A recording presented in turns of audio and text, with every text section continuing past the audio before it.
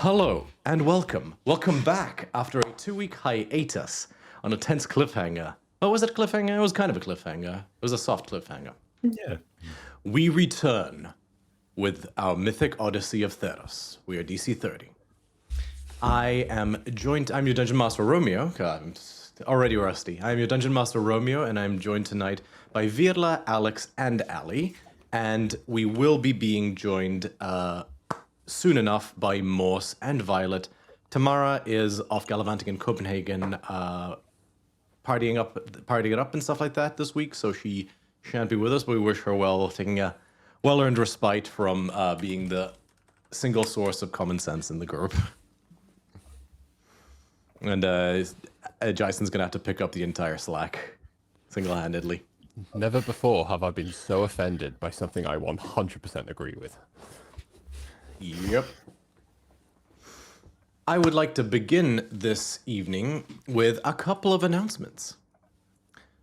First and foremost, some of you may be aware of the online artist Patreon artist. Brain fart there. Some of you may be aware of the Patreon artist and D&D content creator, specifically drawer of tokens known as Chaota. Many tokens which I use and kit bash in as part of this game. You can find them on Patreon at Chaota, that's Caeora, and they have their own website under the same name. If you search for that alone on Google, it'll pop up. I bring that up because I had the very fortunate privilege of collaborating with Chaota a couple weeks ago on one of their latest releases. And that release was none other than Timaret the Murder King himself. The BBEG of this game. The Lord of the Undead. Or the Return, so to speak. I like to phrase it correctly. And I was tasked with providing the stat block for the release whilst he drew the token. It's a fantastic piece of artwork. I would encourage you guys to check it out on his Patreon and on his website. You can see it there. You can see the stat block I came up with it. Chaota, if you see this or if you hear it, it was a amazing privilege. Thank you so much. We has a Morse. I was just telling them about Timaret, the release, and where they can find that. That was a lot of fun. Yeah, do check it out. It was pretty cool. There was a second announcement. No, maybe I was drawing a blank on that front. Does anybody have anything they wish to speak to?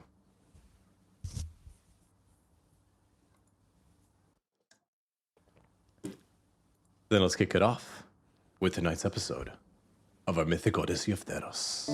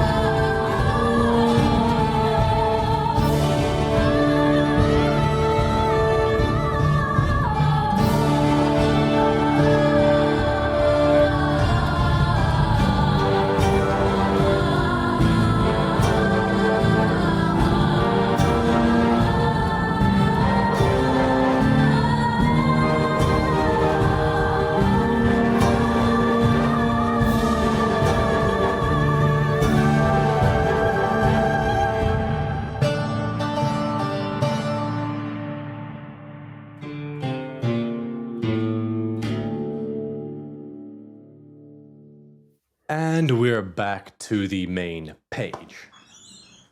And I forgot to do this ahead of time, so you guys get to see it. I'll do it too.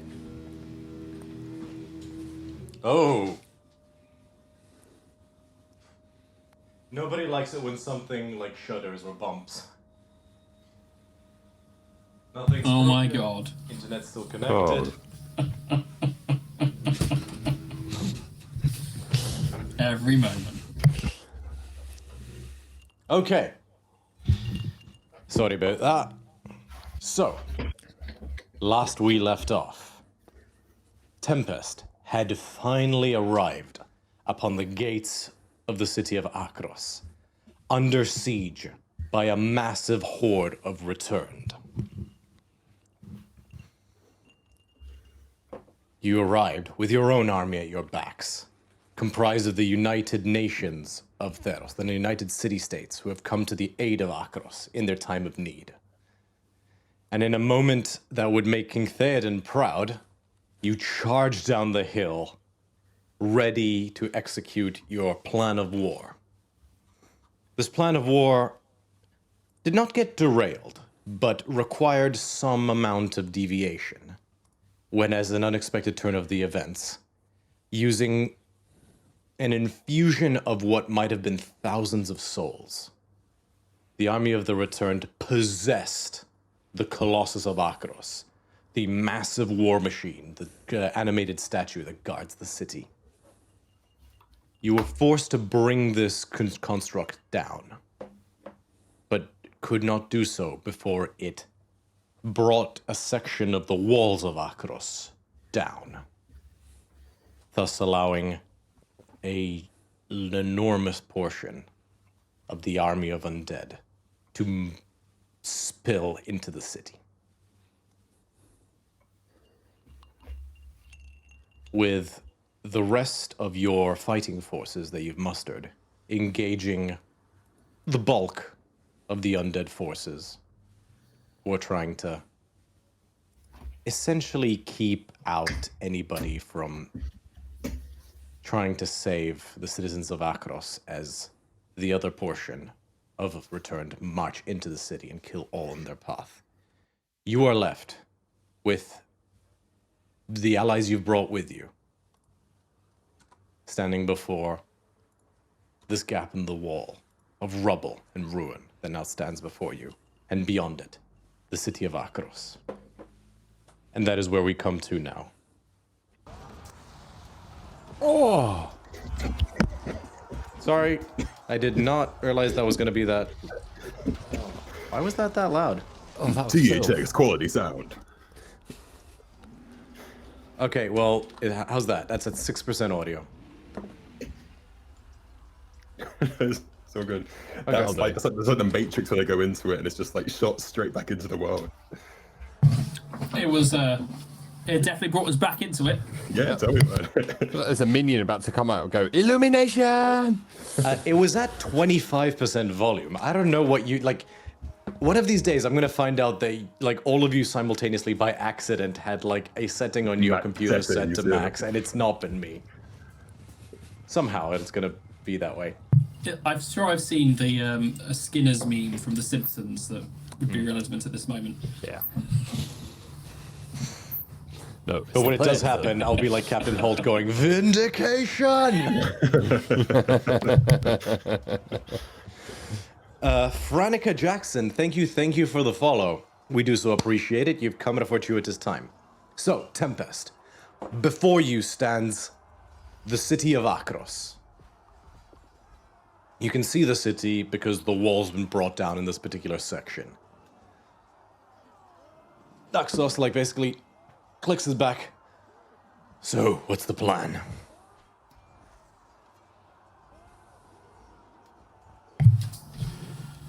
That's such a good question. What is our plan?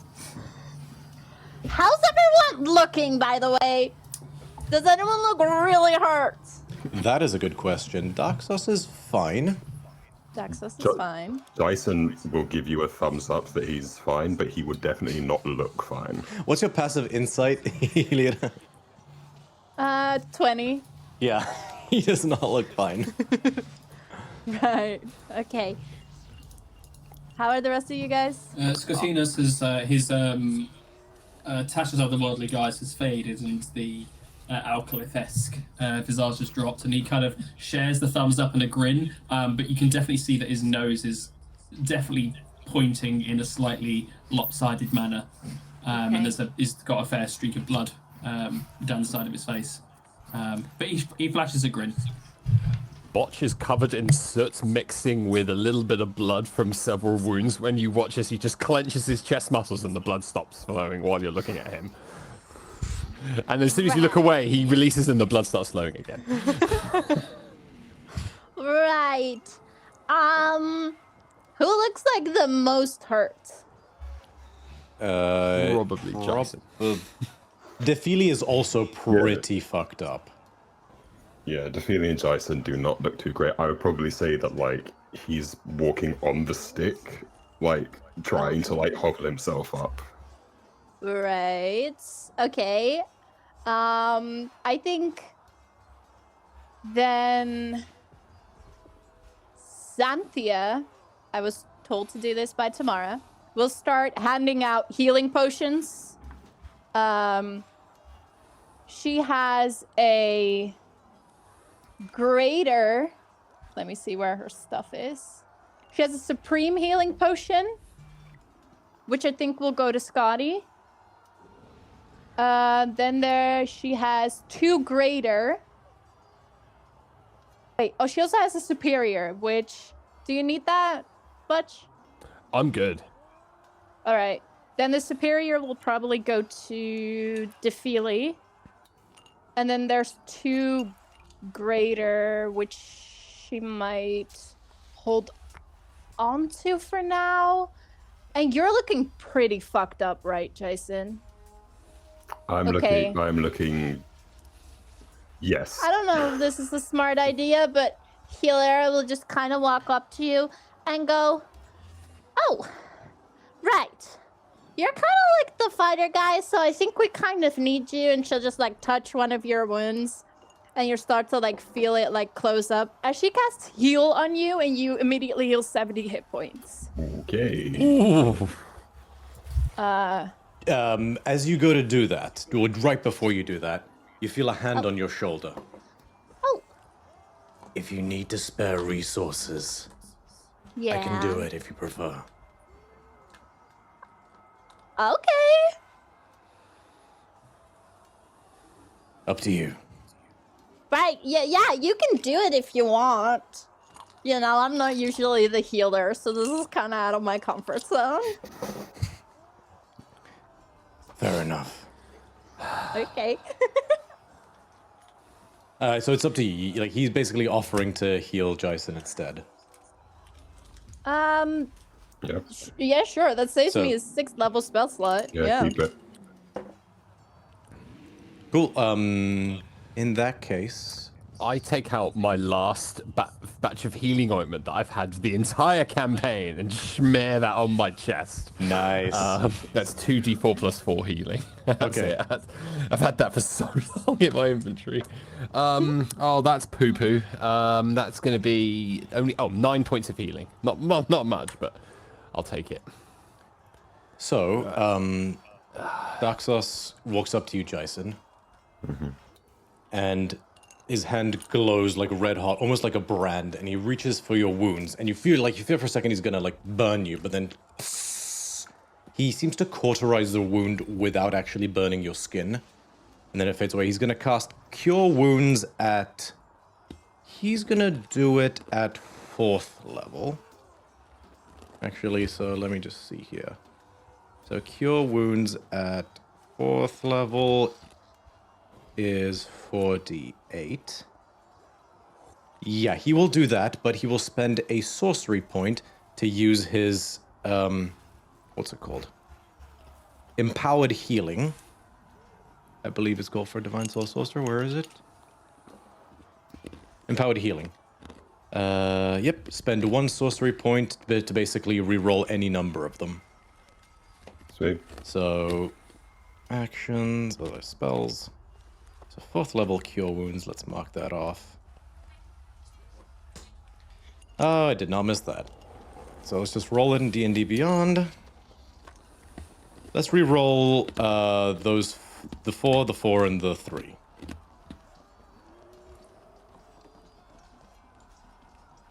Wounds, the 4 and 3.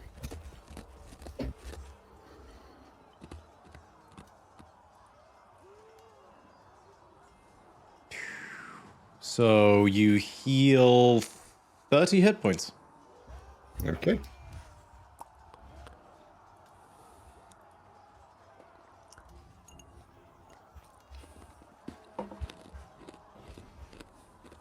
Yeah, Justin kind of stands and looks at everyone and says, "Well, Devili does what's the also plan?" boop, uncork something. Can someone roll a superior healing potion for me?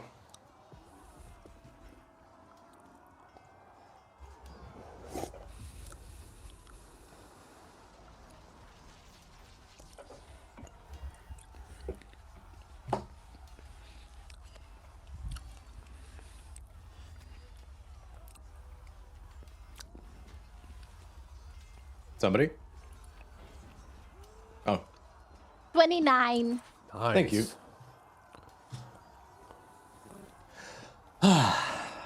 Bit better.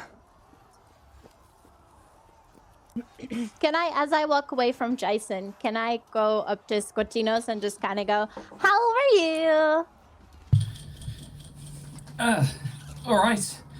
I was hoping we'd be able to keep that thing on our side, but oh well. Yeah. That kind of sucked. Do you think we have to go into Akros now? Because we have to find the big guy, right? Would the big guy be in here? Why would the big guy already be inside? Wouldn't that mean he'd already kind of won? I'm kind of I turn around. I just kind of scour out, away from Akros, and see if we can determine if there's anything on the horizon or anything that can kind of lead us to suspect this is where we need to go, or if we can see where this overlord is. Make a perception check, and I'm gonna ask Botch to make a... What would be appropriate in this instance? I'm gonna ask you to make a survival check. It's not technically survival, but you would be good at this, so I'm gonna let you use a survival check's worth of stats.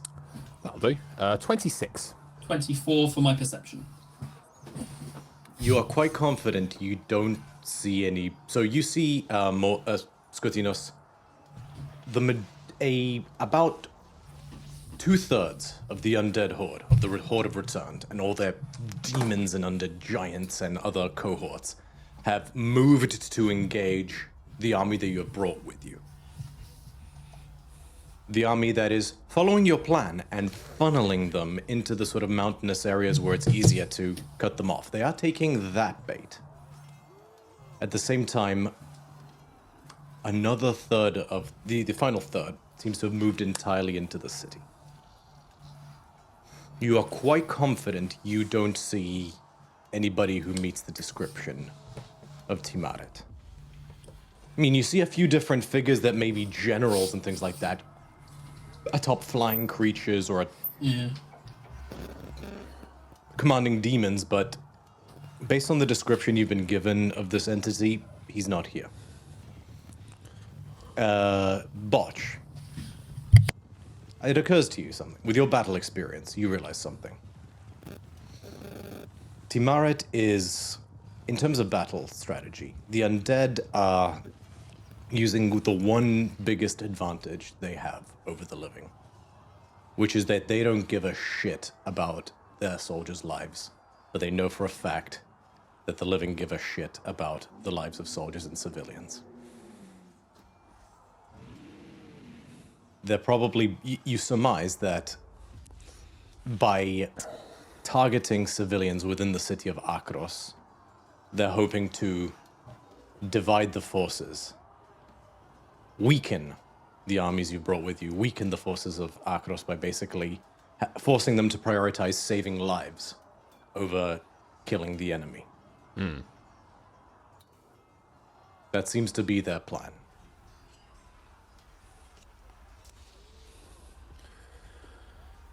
Turning away from the city with this flashing in my heart, flashing in my mind, and being fairly confident that we can't physically see where Timara actually is, I look to the group and say, Who here could find someone with magic? Anyone? A location spell? Any kind of divination? Anything?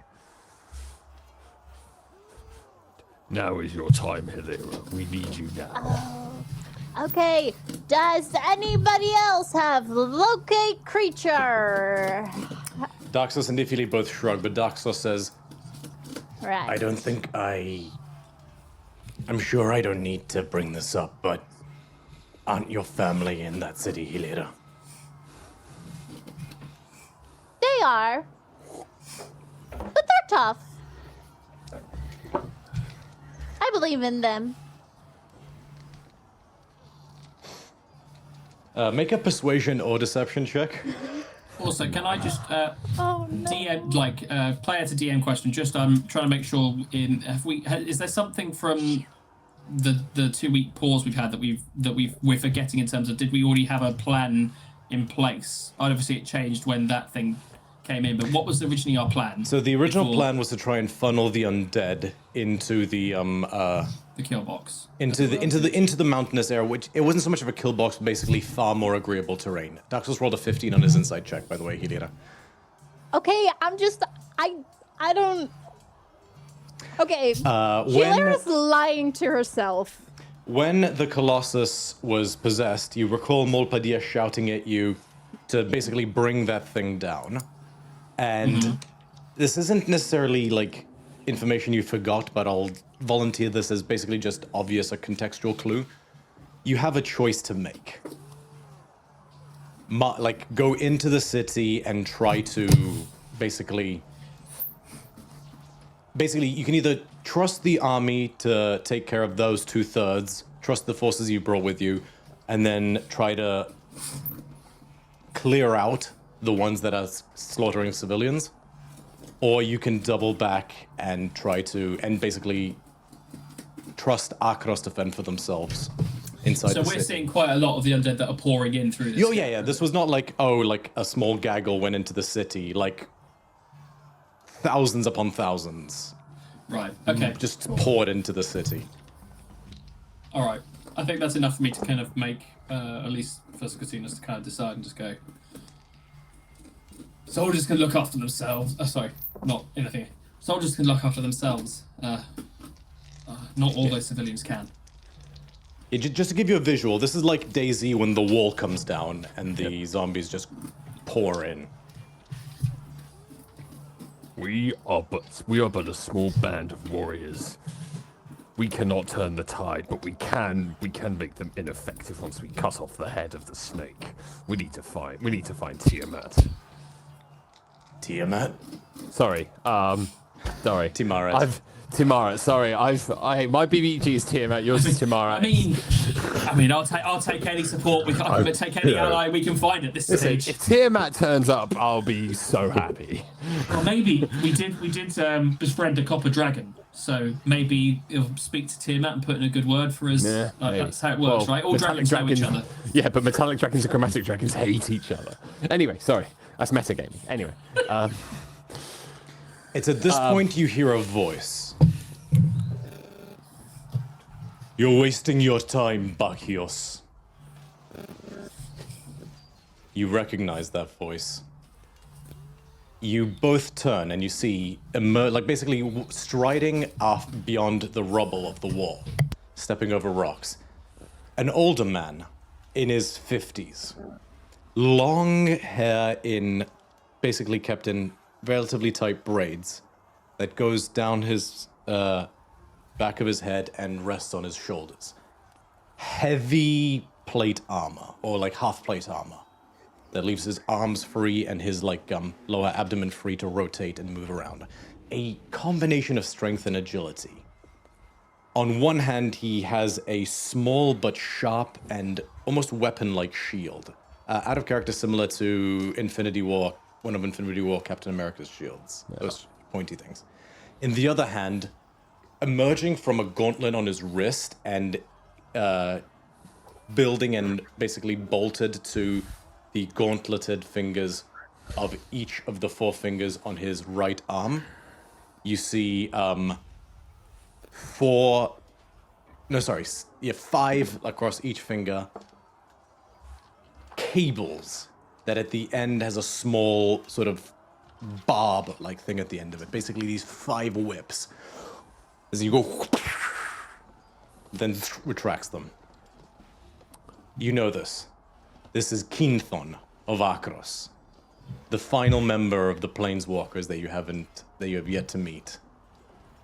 One of the champions who fought against Xenagos. An ally of Elspeth, of Ajani, of Liliana. A hero to especially to the people of Akros. Widely believed, and especially claimed by Akros to be the greatest warrior alive. For now. Basically walks up. You're wasting your time.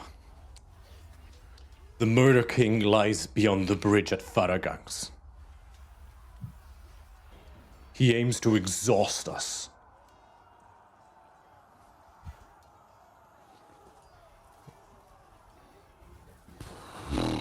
Okay. Sure. Right.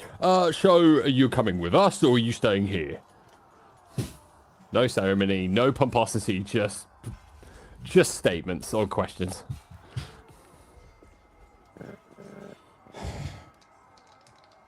Too many civilians will die. And this section of the wall may be brought down, but we still stand a far better chance of defending against the forces that are to come if we have a city to defend from. We must clear the city.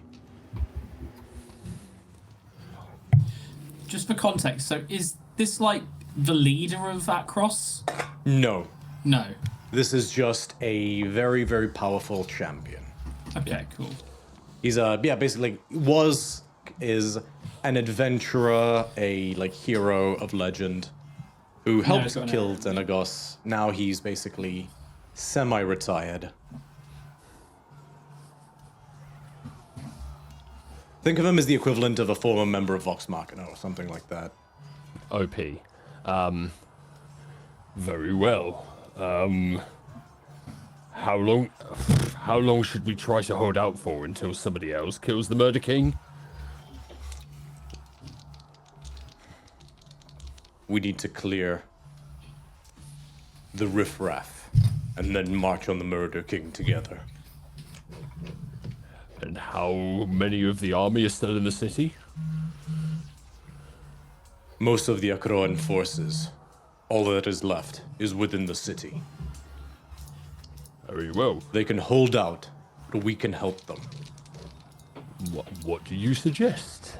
I'm busy shooting gore spikes occasionally at some of the undead as they're kind of going because we're still in the, I'm getting we're still in the middle of shit going on all that well. So it's kind of I'm still occasionally just casting. This feeling yeah. Not to be rude, but we really can't stay here. For once in your life, Tempest, pull your thumbs out of your asses and make a decision. Alright, let's fucking go. Let's take control of Akros. Alright, decisions are not our strong suit, but let's go! You don't say! This has Delius, As I start walking towards the wall, I'll pat Scotino's on the shoulder and I'll go, please don't die! And I'll cast Death Ward on you. Nice. Mm-hmm. So you basically all start running. Keenthon says to you all, I have designs. That being said, you have all been the ones to bring the forces here. You are familiar with what you are capable of, more so than I. If you have designs on how to proceed, I would defer to you. First things first, we need to find a way to block this wall, or recreate a blockade to stem the flow.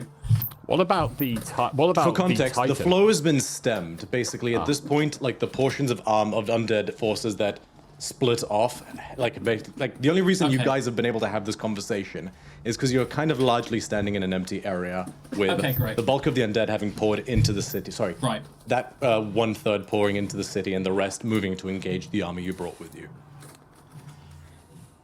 Okay. Has there been any instances that we've been a part of that's seen the returns be drawn like moths to a flame from some kind of signal or some kind of action or body or body of people or anything like that? Anything that we know would draw a return to them? Make a oof. I'm gonna say roll a general intelligence check, unfortunately. No, I'm not great at those. 14. You know that their main goal right now, at least the ones in the city, or all of them to be honest, is to kill. Kill. Okay. You've seen these return before, both at the Battle of Meletis, Battle of the Blackened Bay, and here. They are being they're not in the sense of like traditional undead, as in mindless puppets being commanded by like a necromancer or sort of being missive about. They are fairly sentient, as far as they are sentient for being undead. They are more akin to revenants, for lack of a better term. They are being commanded. There are generals and different. There is structure to this army. So they're not mindless in the sense that you can simply attract them to a source. Although a large enough bait of killing human lives, or sorry, killing mortal lives, may be enticing to them. That's the best you can think of. But it's largely like fighting another sort of regimented, structured army. Based on that knowledge and that realization, is there anywhere in Akros that acts as a really good natural choke point from my memories of time in the city that we could potentially stand and fight to either allow them to come to us in a way that allows us just to slowly take them down whilst everyone behind us gets killed by the soldiers? Anywhere like that? Absolutely. You can all see it from where you're standing. The higher citadel, perched upon the sort of mini plateau that is within the walls of the city. So Akros itself has a secondary small rocky hillock that's maybe 500 to 600 feet high. That has basically a path that's been carved into it that leads into the city proper.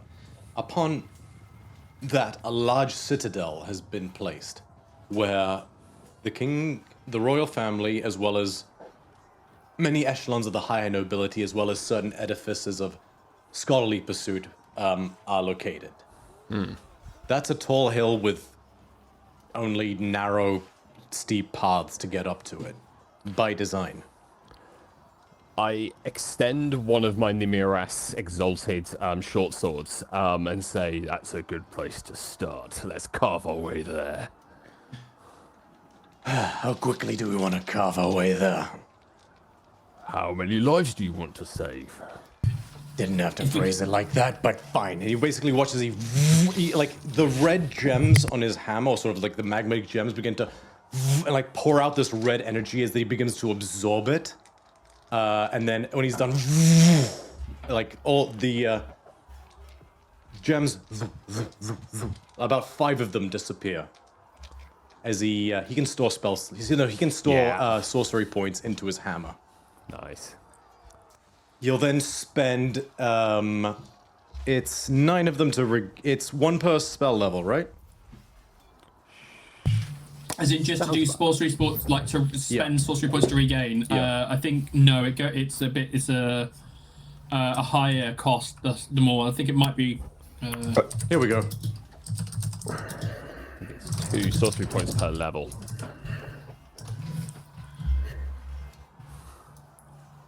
I felt like it was exponential to some degree. So it's no more than Sith. Yeah, so you can do 7 sorcery points to do 5th level, 6 for 4th, 5th for 3rd, 3 for 2nd, 2 for 1st. Okay, well, he can't do the thing he was good at do. He uses 1 9th level slot, but does he have an 8th level slot he can do something with?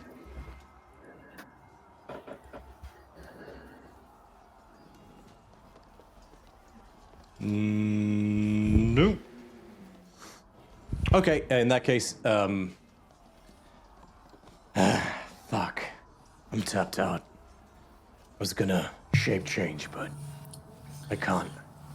If we go Rocks through... up. Might not be a shape change, but maybe it's enough. And she like begins like bones split and crack as she uses polymorph, one warlock spell slot to cast polymorph. Nice.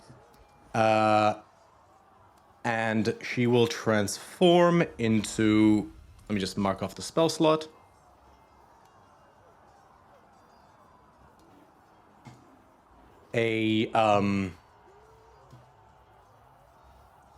What will she turn into? Because I made some tweaks. Because I've removed dinosaurs, but I've made some creatures that aren't beasts. What's the biggest thing she could turn into? Sorry about this. Bear with me one moment. You said bear. I get it.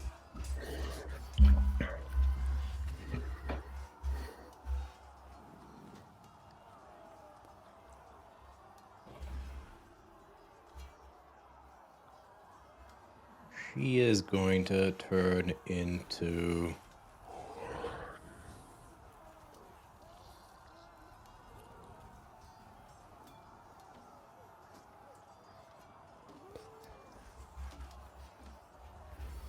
Fuck it, she is just going... She... As a gargantuan bull. That we will say is using the stat block of a... Where was that new thing from Big B's Glory of the Giants? The Sauropodian, I think it's called.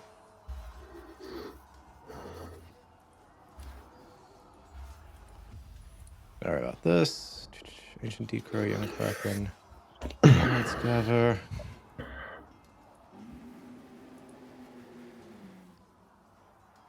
Also, did you say a giant boar? No, a giant bull. Oh.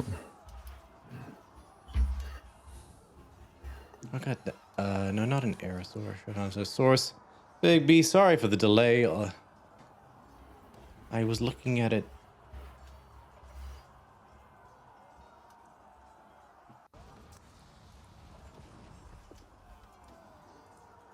Yeah, we'll just use the Altasaur stat block, which is challenge rating 13. And it just looks at you all expectantly. I believe we charge in. Go. And with you all running quickly in tow, Daxos bamps out his wings and starts flying, and Keenthon follows you all. So, you've got your fair share of undead in front of you. And you're gonna have to fight your way. So we're gonna do a group ability check, basically. Let's start off with, and we'll just do it with the people present. Botch, can you describe to me, you're basically faced with hordes of basically foot soldiers, grunts, returned, that are also being bolstered by actual regular zombies, occasionally being commanded by necromancers throughout their ranks. Could you describe to me how you would like to proceed?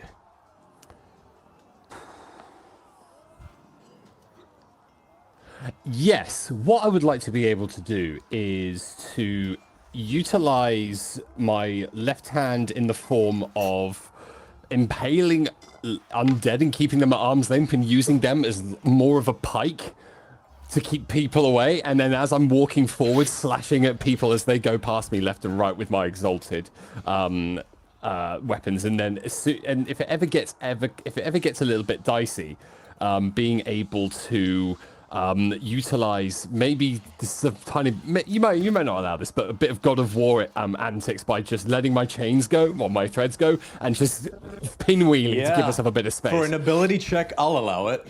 What do you want me to roll? I'm gonna say just roll a straight athletics check for all of them. Hell yeah. Ooh, that's gonna be 28. Nice. So for a 28, I'm gonna say, Markov. So this is gonna basically simulate like straight up half an hour's fighting to basically get through the city. Fucking hell. So you take. I need you to roll 8d6. I don't have that many. Okay.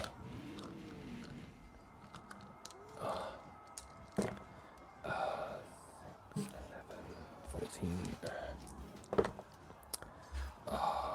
19, 21, 23. 29. 29. So, which, because you're raging, is halved to 28, 14. 14, yeah. Yeah, so you take 14 points of damage, and please mark off 1 use of your rage. I will take that. Yep. Message from Violet. Violet just got home, so she will be with us shortly. Skutinos, could you describe to me how you would like to engage these forces? Sure. He is. His focus isn't actually really on pushing through the crowds, but more taking more time to see as we're going through for other civilians that might have got caught up in the conflict, and offering enough assistance for them to be able to kind of make a retreat into safer grounds. So my focus is that. So I think probably I'd probably end up putting myself in a bit more harm's way than is safe. But my focus is getting civilians to safety Make where I can. a perception or investigation check, your choice. Oh God! Come on! No, not good. 8. 8. I will ask you something. Do you commit to this? Yes. Okay. So, I'm afraid I need you to roll 8d6.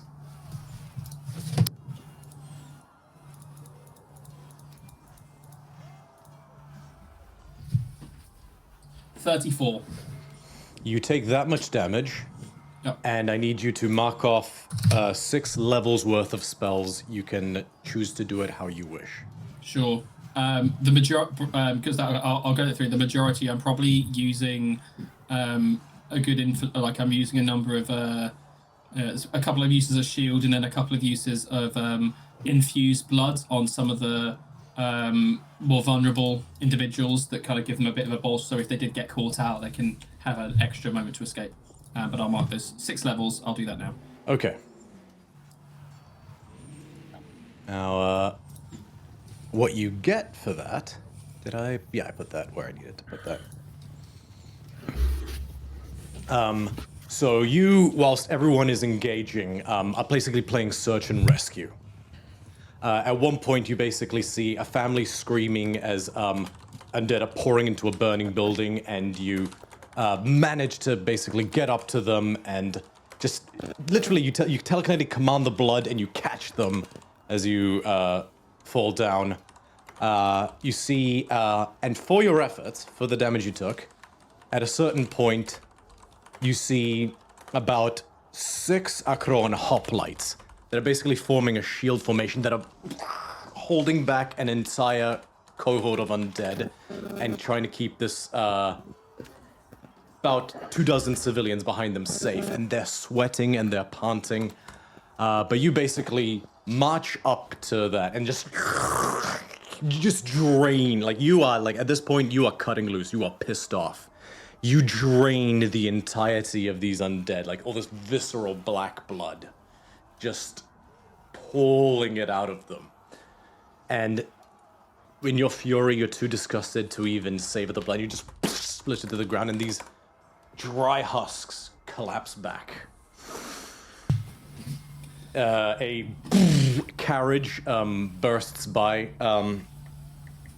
that the hoplites managed to get the civilians into. A Miletian carriage, basically, that's been enchanted to fly. We're here to evacuate, and they get them out. And there's just shouting back and forth between the hoplites. Well met. Thank you. Keenthon, and they basically all like. I probably don't stick around much longer because I probably also look. There's elements Yeah. I probably don't. I almost look like I'm on the other side the way I currently look, and I can just give a grunt, and then I'll. Honestly, like Tell they you guys. watched you like just reduce an entire like an entire platoon of undead to rubble. They're just happy that you're here. Keenthon, you stick around just long enough to hear Keenthon say to them, "We're clearing a path to the Citadel where we can better defend. We could use your help. You have our spears for what it's worth."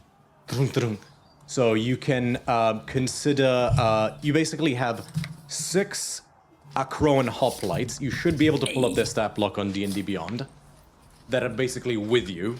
Oh, nice. They act on the same initiative, Yeah. but you can give them instruction, and you can basically control them as if they were like companions. Yeah. Oh, nice. Okay, cool. Noted. Okay, And then I try and catch up with everyone. cool. Lira, could you describe how you proceed? Oh gosh, I don't really know what Hilera would do. I think Hilera is mostly like seeing that everyone is still pretty fucked up. And she knows we're gonna head into the fight with Timaret. I almost wanted to say dragon. I'll I put blame a dragon you, in, Allie. don't tempt me. No. I want to fight the Murder King, thank you. But I think It doesn't sound any better. It to be sounds fair. awful. It sounds does. worse.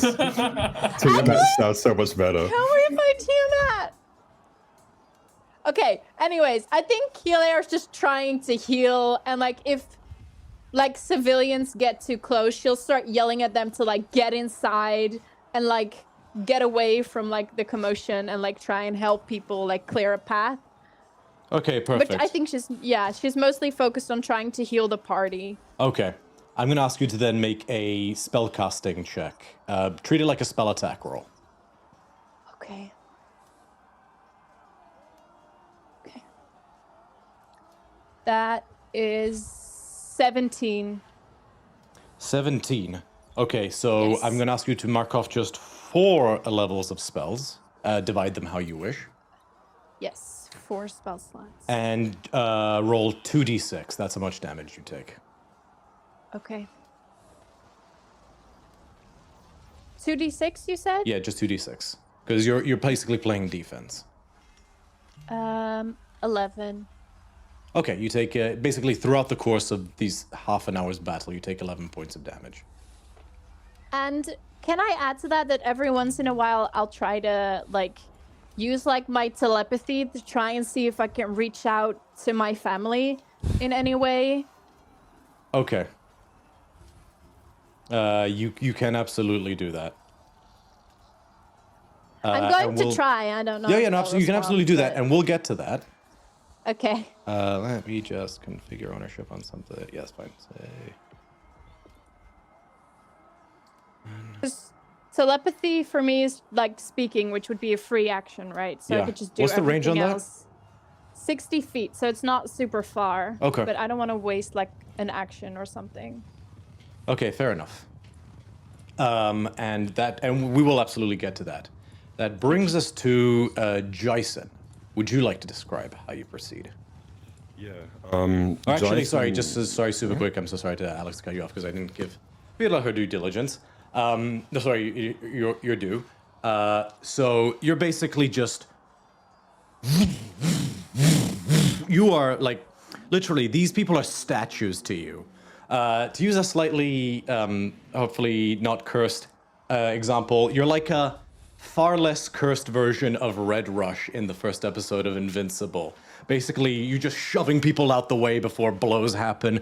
You're literally just nudging people, like nudging projectiles aside, you know, enough to negate damage here and there.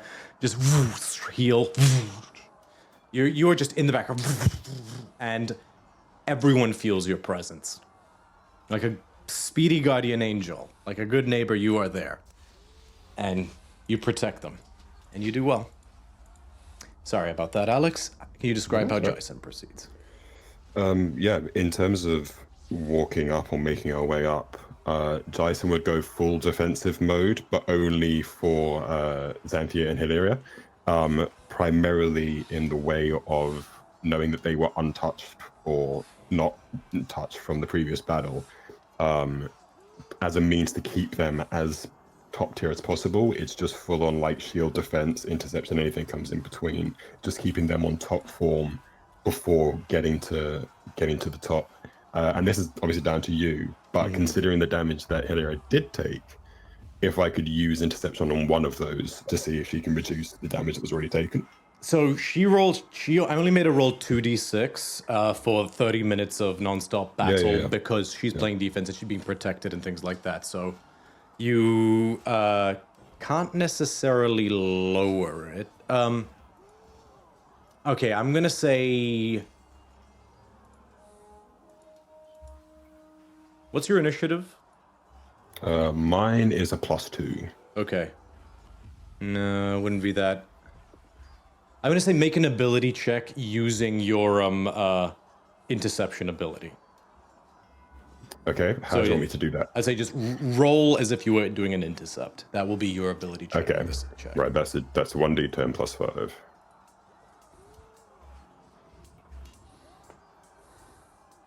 Oh, that's great. That's a 1. So that's a 6 total.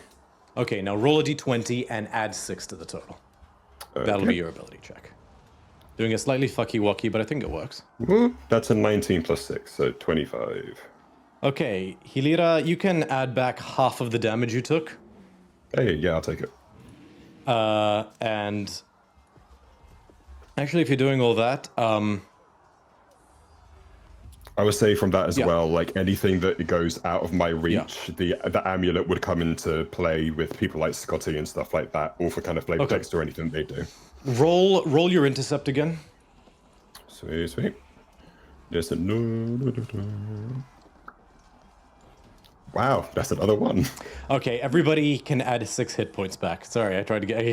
Hey. I tried to give you a reroll. Every little helps, mate. That's a massy world right there. That's good.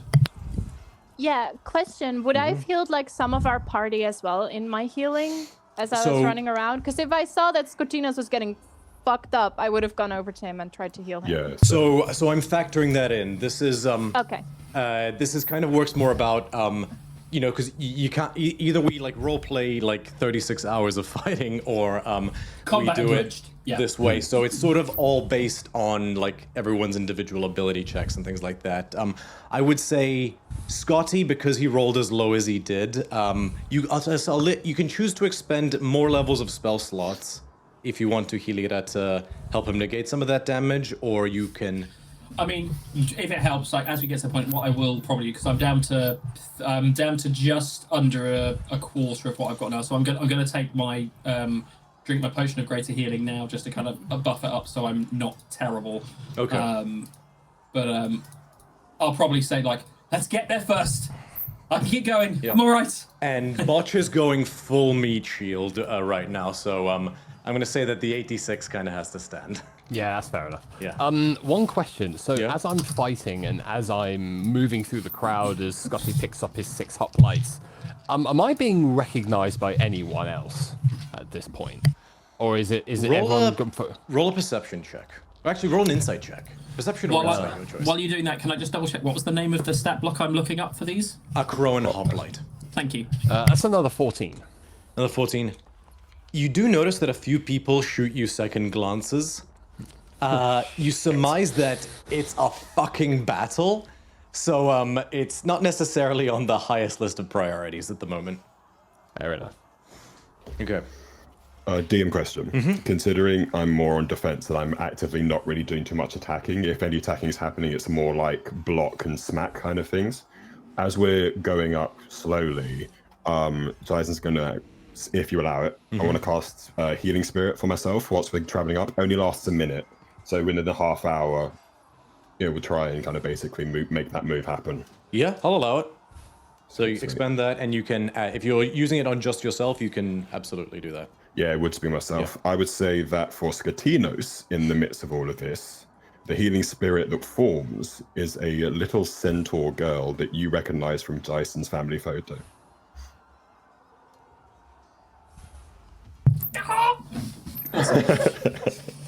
I need you to make an check now. Oh no! Natural Honestly, 20. no, I literally just think I can't. There is a moment where I kind of look and go, "Oh, that's great!" Get smacked across the face by and kind of. That's why I get caught sidelined. And in a moment very reminiscent of when you were basically walloped next to a giant dead kraken, Yes. except it's Daxos instead of Rhea this time. It's full on Omni-Man. Think, Scotty! This is a battle! Focus. Cool. Speaking of, Defili's gonna go first. She's basically in bull form, gigantic bull. So she is going to just make a straight athletics check with the Altasaur. Just a straight strength check. That is really good.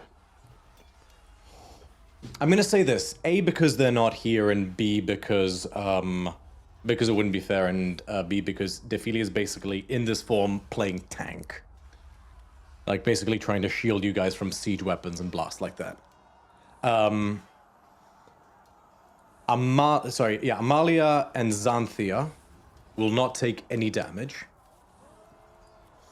But by the end of this fight, Defili's lost the bull form, as she's basically run out of hit points to protect you guys with it.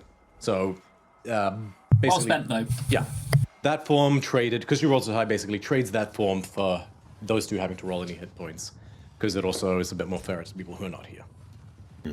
And yeah, she's basically just, she'll like, literally, when there's like a ballista or like an undead giant, she'll just move into position. And don't get me wrong, she gores the shit out of a lot of return. At what point do you guys have to stop for like 30 seconds to like clean, like basically take the bodies off the horns?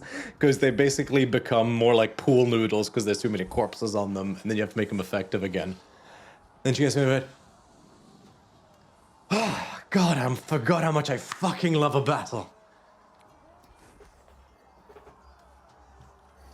And as she will, as part of that, use the once per long rest ability she has in her rod of the Pact Keeper to regain 1 Warlock spell slot.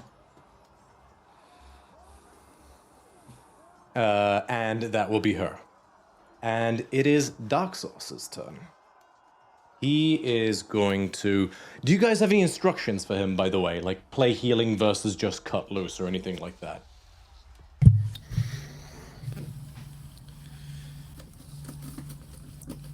If it was up to Scotty, he would say prioritize the evacuation. But... Sorry, continue. I was going to say, Scotty's vote would have been to prioritize the evacuation, but... Does anybody else say anything? Daxos can fly, right? I got that right. He can fly now. He can fly. He's not very strong. He can fly. Okay. So... Well, but he can get high ground, basically, for, like, looking around. Well, I would say that Jason probably goes a little bit soldier boy again, and from a high vantage would just kind of be guiding of, like, if he can see anything, as in if Daxos can see anything, of like people who are really struggling in the distance that he knows we can't get to, do what he can to fix that. Okay. Or at least order other people or order other hoplites to go there, and basically it's just like, you've got the high ground, use it. On it. In that case, so yeah, he's still gonna make he's gonna make a if those are his instructions, he's gonna make a perception check then.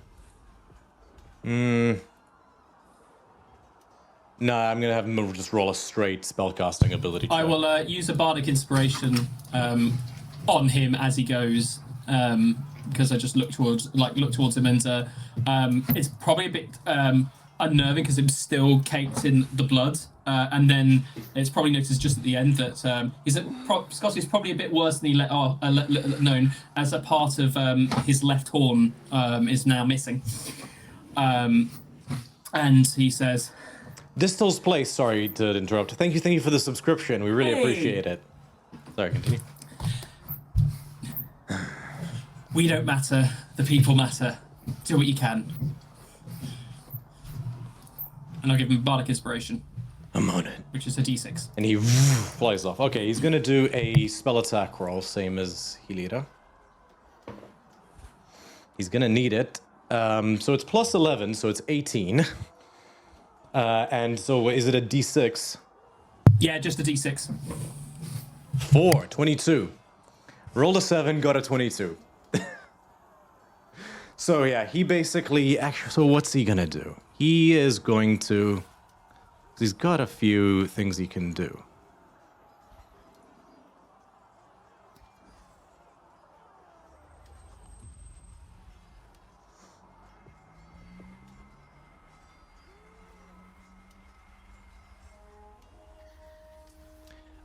He will look at you, Scotty, and say, "Please don't hate me for stealing your. Please don't hate me for stealing this from you." And he will cast Tasha's Otherworldly, guys. And just What does this hole basically, look like? so, this time just where there was two like burning flame wings, there's now 6. And these runic lines are appearing, like basically geometric patterns appeared down here and across his face and down like these sort of glowing orange lines, almost like the molten iron following like those paths in those massive forges across his body. Dope. Where his eyes before, it was just the irises that were that sort of glowing, burning, hot coal orange. His entire, the entire eyes. Solera, yeah. Oh, man. And as he opens his Anime mouth style. to roar, like you basically, like the inside of his mouth looks like an open furnace. And his hair has gone Super Saiyan 3. No, I'm kidding. No, I was gonna say, please tell me he's gone Super Saiyan, like the whole hair and everything. Actually, yeah, fuck that. So yeah. this form doesn't have any wings, but his hair just and looks even more like real fire now. You have to squint to realize it's not real fire, and just basically goes down like to his hips, as he just basically this plume of fire that goes down his back. And he just and literally the first return that comes up to him, and he swings with Tasha's Otherworldly, guys. Botch, you watch him swing that hammer as hard as you ever swung your axe. Just literally just full on Sauron, just batting aside hordes of meaningless minions. Yeah, as he does that, he is for that ability check. I'm gonna roll 4d6 damage that he'll take, because he's basically, there's no one to heal him. He's gonna have to fly off on his own. Oh, that was really good. So he rolled 3 1s and a 3. So he takes 6 points of damage. As he basically flies off and just slams into horde after horde of undead. They keep coming and he just turns them one after the other into soup. And literally, over the course of 30 minutes, the streets behind you are littered with returned. Most of them not intact. Keenthon, throughout all of this, charges alongside of you guys. And it's easy to see the legend live up to the hype. As literally just like these 5 whips along each finger. At one point, he literally just across one return and literally severs the limb here. Meat chunks are all that's left in one lash. He then pivots around it again. And at one point, Botch, you basically watch him, without even looking, throws his, launches his shield. And then, it glances off of the skull of an undead, of a return in front of you, giving you an opening as he... I would, I will, for this one, I will have Jason roll a, insight check. Insight, okay. This is for out-of-character stuff. That's a 17 total. Okay. It would appear he has some levels in Mastermind Rogue. Oh, That's what that ability was. But you have also seen him rogue. Ah. Fuck, I couldn't place it. Okay, there we go. Yeah, fair enough. But you have also seen him rage. Yeah, rogue barbarians are very, very, very good. I don't know what level each of them gets that, so... Is this a level 25 character? No. So that would be minimum 3. But anyway, yeah. Yeah. I mean, it's not a super secret you can find. Yeah, Scotinus and like... No, it's got to be like 3 that, or... He's rogue 13, Let me just check the barbarian. notes. He's rogue 13, barbarian 7. Yeah. Respectable. Okay, all right. Scotty Jason plays bets. And by the end of this onslaught, you've managed to basically... Many civilians are unfortunately perished, but you save many more. They had initially basically fortified themselves inside the Temple of Triumph, the great arena, the Colosseum at the center of the city. You fight your way there, and you manage to save them, basically funneling them with the remaining Akroan forces up this hill. Towards this hill. With Tempest and Keenthon basically like following up the rear at this point, because they've started to pour into it. They basically started to make their way up the hill. The members of the nobility and peasants, and basically all been funneled by soldiers that are just forming like this wall of shields on either side to basically get them there. And our guys are shoring up the rear. You've fought mostly grunts at this point in time. But at this point, you hear an awful sound.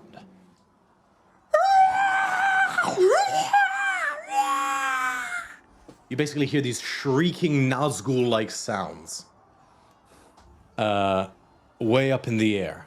And you turn, and Keenthon with, like, basically squints for a second and says, shit. Oh, shit. Jason, you with your perception, you would see it. Basically, three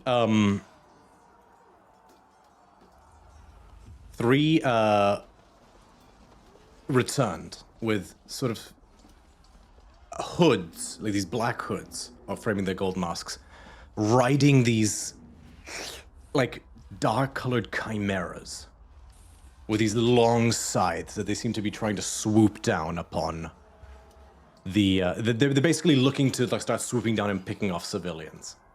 A bunch of hoplites throw spears, but they're too fast. Keenthon's like, we'll have to divert them.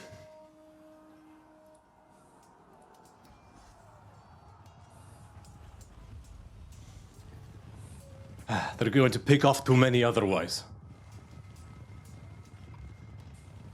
Vi will need a new link, by the way. Okay. It's ready. We're going to have to engage them. Come on! And you basically, so you guys are going to charge these guys down before they get to you. Let me just send Vi the invite link. I'm going to do it on WhatsApp. And so you basically funnel back through the streets. Heliera, by the way, throughout all this, you haven't heard any telepathic thing from your family. Oh. It's a big city. It's a big city. It's not good. It's a big They're probably dead afterlife weeks too. ago. It's fine. But as you charge into this point,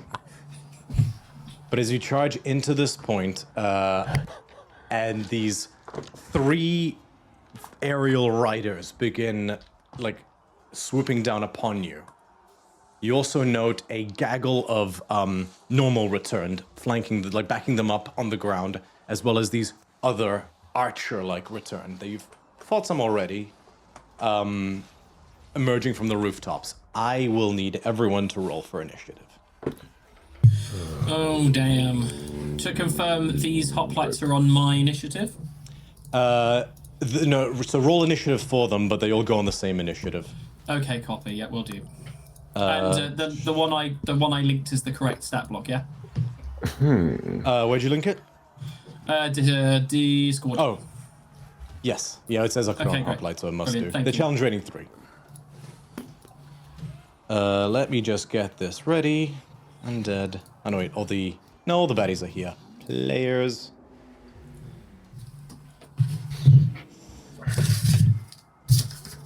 Oh, can I ask? Would you have brought Daxos and Defili and Keen?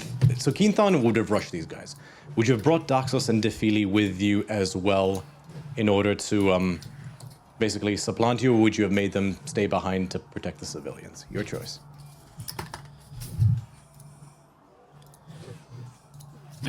My vote is cities, but yeah. I think we'll be fine. We don't need them. God, he's only got wish. Who needs wish? Well, he had wish. Okay. Well, there you go. What's his use now? No. If he's in the bet, he would probably be the best. Like the two of them, I could see being a good double team to cut through some sleuthing. And yeah, so I would say that would be best place for them. Okay, so Daxos and Defili are staying behind, just so I got this right. Yep. Okay. If everyone's happy with that. Yeah, that's a vote for me. That's fine. Okay. So you have 6 Crown hoplites flanking you side by side. Let me just get Keenthon as well. He is with you all. I think that's everybody. Oh shit, Hilira. So sorry. There's just a lot of tokens. What? Nothing, my brain just went somewhere else. All right. Let's get ready to rumble. Vi, you in? You okay?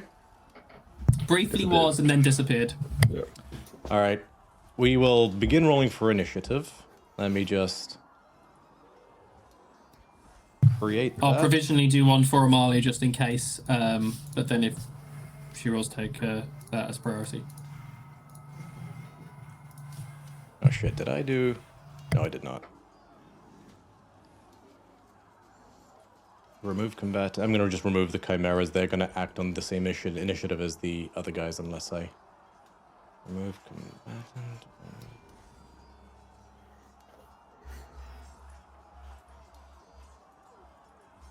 Yeah, unless I say otherwise. Okay, so I'm gonna just roll NPCs. Never mind.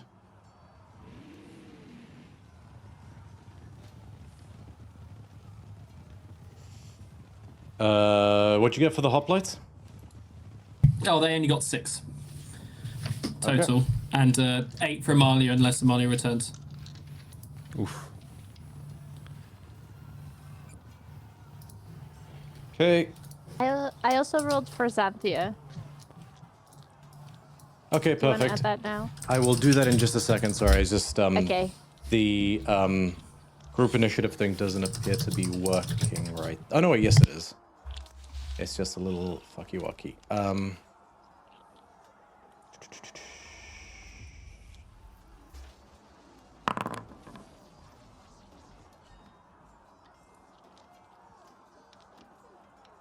Okay, that's not working.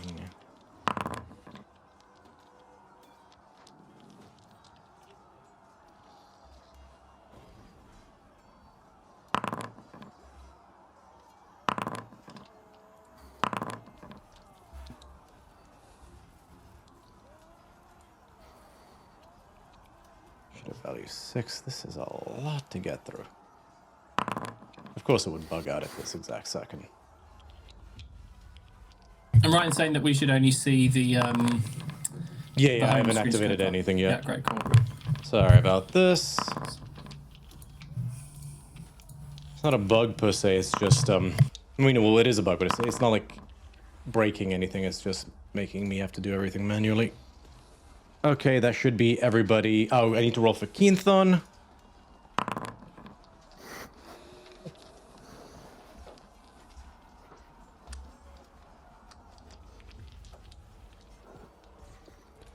Cool. All right, 25 to 20.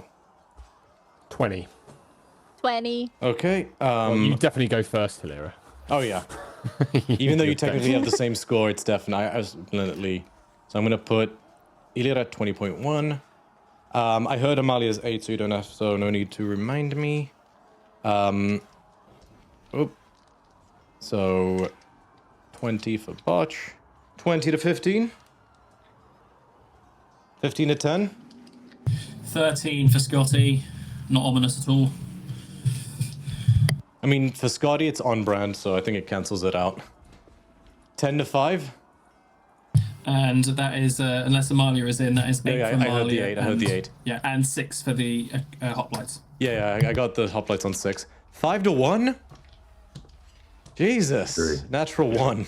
I'm sorry. Yep. What did Xanthia get? A 0.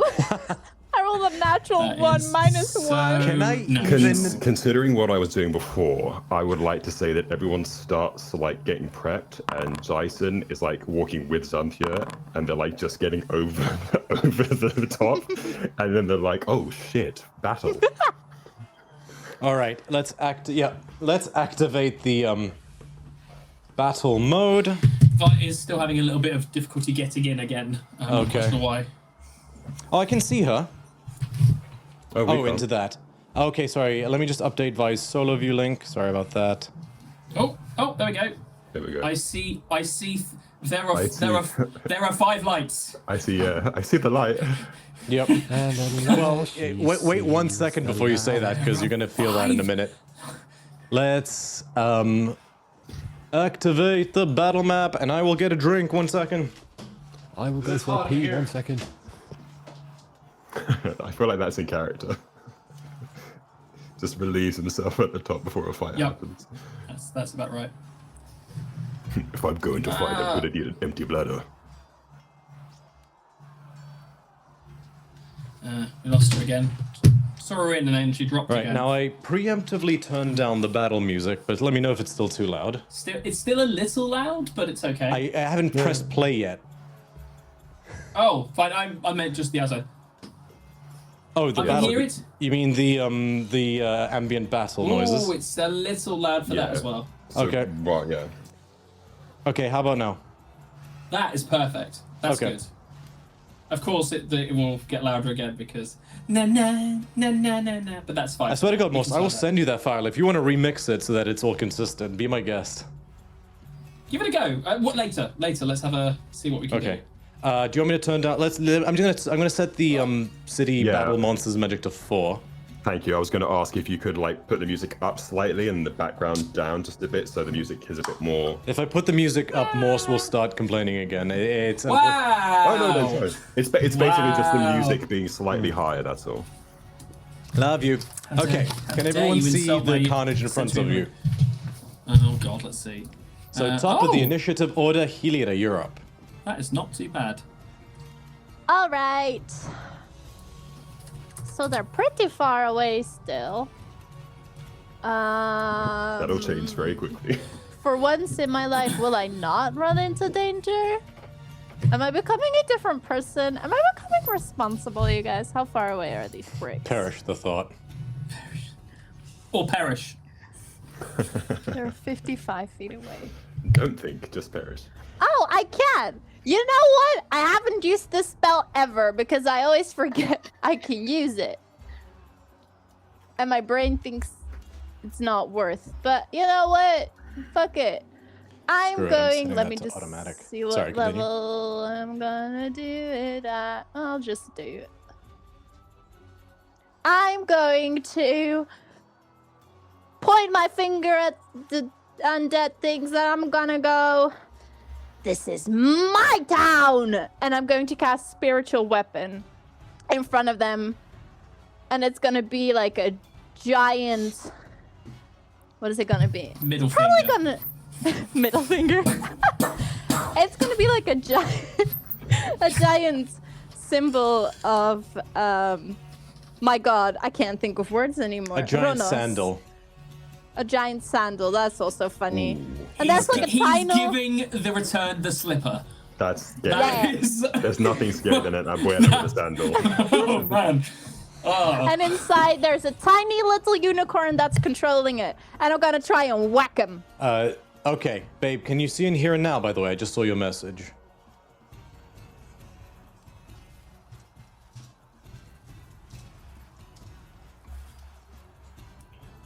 Okay, I'm not gonna spend time searching for a sandal vector image. So how about...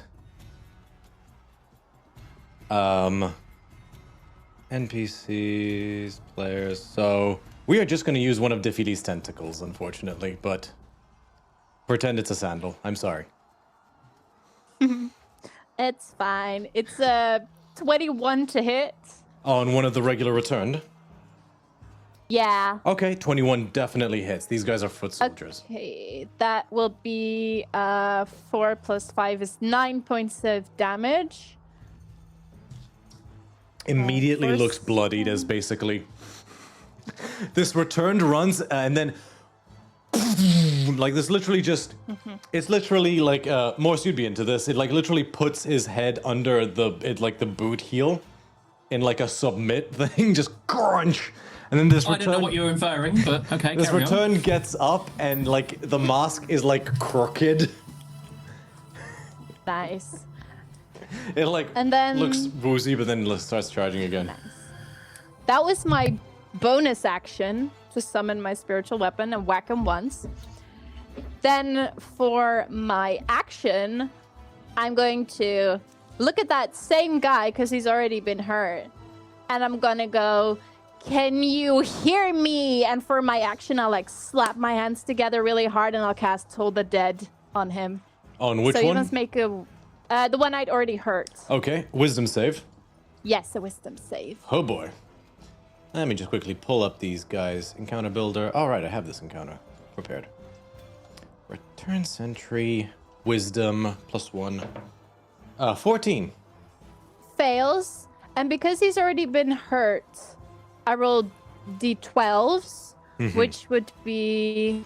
I don't have d12s. I'm not a barbarian. Let me grab my d12s real quick. Amalia is not a barbarian, she has d12s. Okay, that's... Okay, I take it back. It's just because Amalia is a badass, and she deserves I feel like d12s that's a good in her life. t-shirt. That is 10, 20, 28 plus 5 is 32 points of damage. Okay.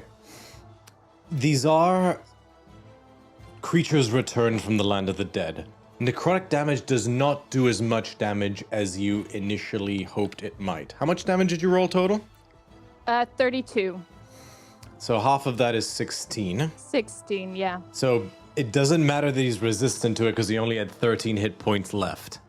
So bang, this thing like clasps its ears before it just... There's no visible damage, but its arms just slink by its side and it like keels over and it dies.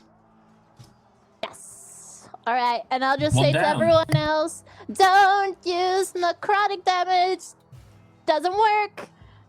And then I'm just gonna... Well, it works. It's just do a lot of less it. If you're going to use effective. necrotic, do a lot of damage. Yeah. I think I'm going to stay where I am. And that's my turn. Copy that. Did I not roll initiative for Keenthon?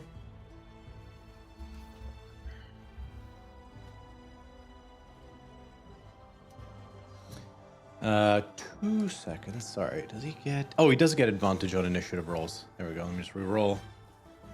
There we go. That was not great.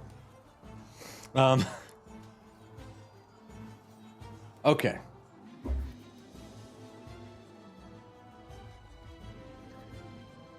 Next up is Bacchios. Awesome, fantastic. So, I will choose. First of all, when I roll initiative with my exalted weapons, I will gain the Weave Rider ability. I now have a flying speed of 40 feet. But fall if you end your turn whilst I'm in the air and nothing is holding me aloft. Yep. Oh, that's so much fun. Okay. So with that in mind, what I'm going to look to do is, first of all, I'm going to... Now, question on movement, because I've never had flying speed. Am I allowed to use my ground speed and my flying speed? Or is it one or the other, or a combination of the two? That is an excellent question. Morse, are you familiar with the... Could you repeat that question? So sorry. Sorry. So if I now have a normal running speed on the ground and a flying speed, now am I able to use both of those independently, or do I have to use only one or the other, or a combination of the two? Technically, you. The ruling I've always had is that if you were to use, you kind of just end up looking into percentages. Yeah. So if you were going to be running, like if it was running speed of 30, flying speed of 60, you could. Well, actually, is your flying speed? Oh, your okay. flying speed's So lower, I right? just read it up on the DungeonMastersAssistance.com. Yeah. Yep. Your total movement speed is equal to whatever your highest of your different movement speeds is.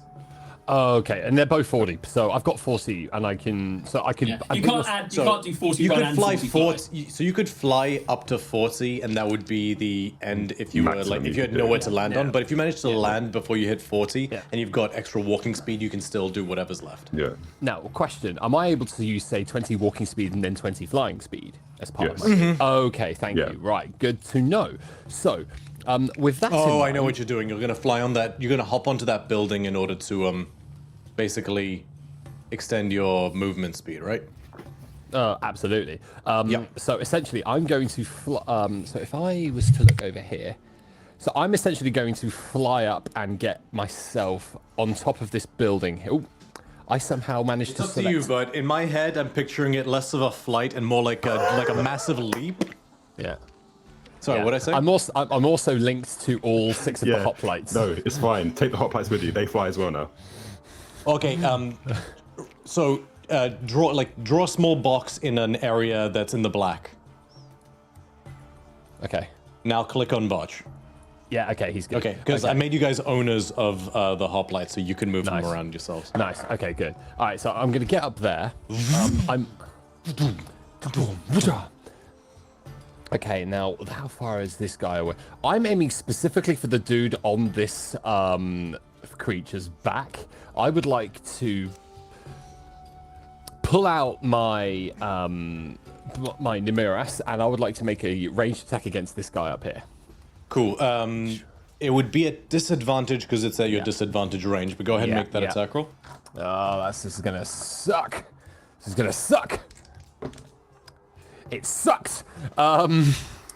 Okay, so that's gonna be a 18 to hit. 18 does hit. Oh wow, sweet. Bonus action. I'm pulling him off of his beast and I'm pulling him towards me.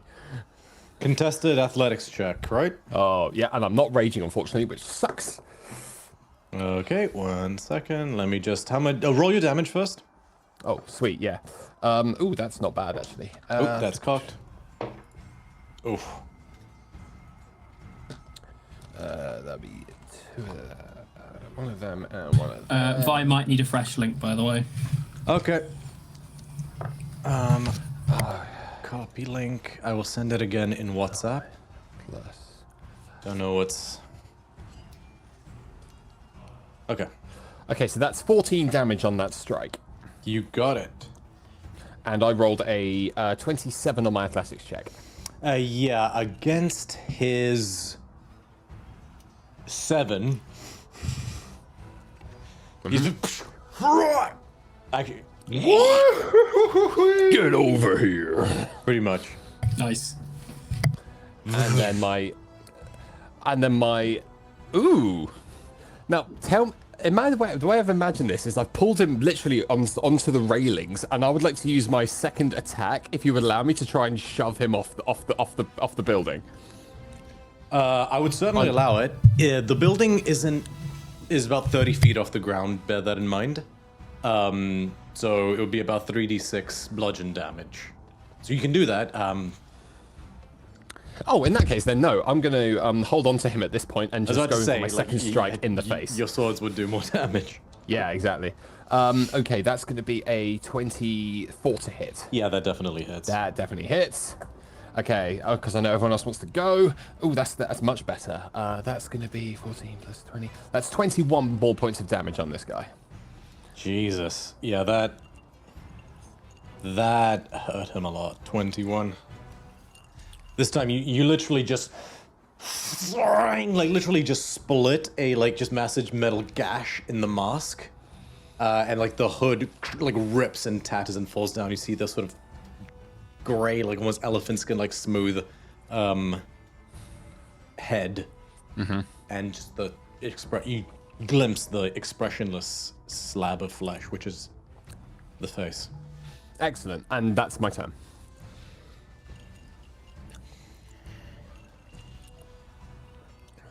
So just messaging Violet.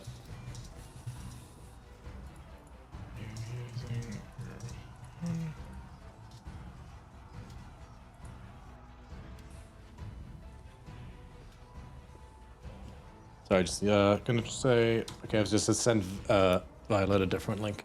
Okay, so that's your turn. Cool. It is. Which century is that?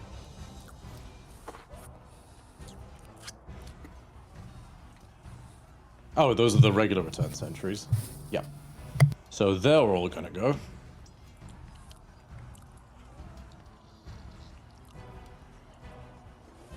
They have a move. What's their movement speed? 30 feet?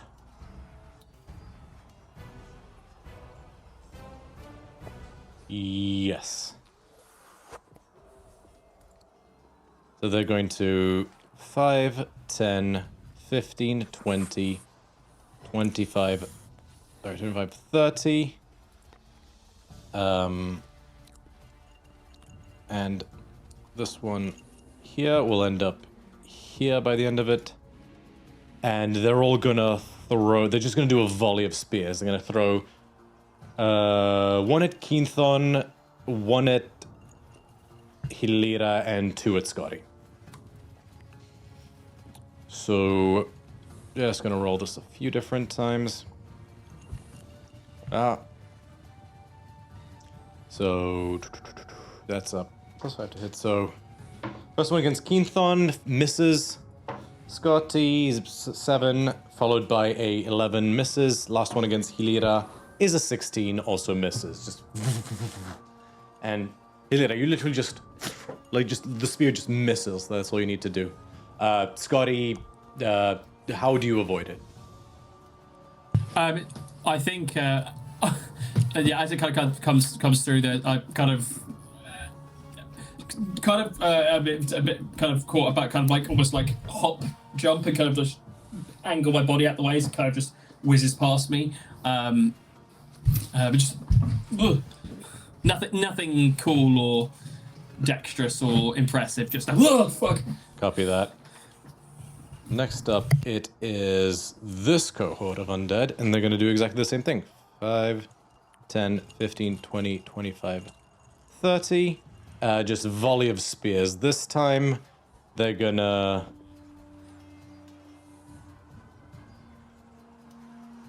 Again, indiscriminate. They're gonna do just one against everybody. Keenthon, Amalia, Hilira, Scotty, and Jason.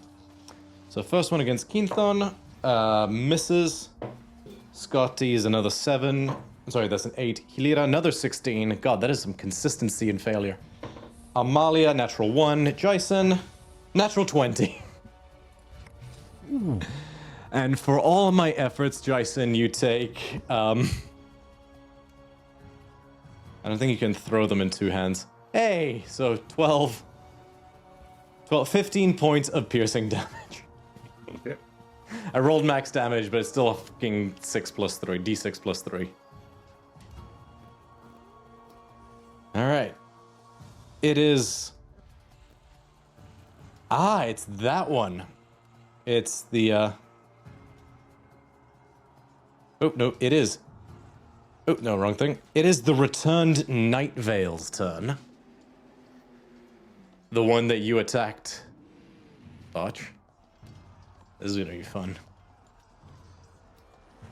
Night Vale.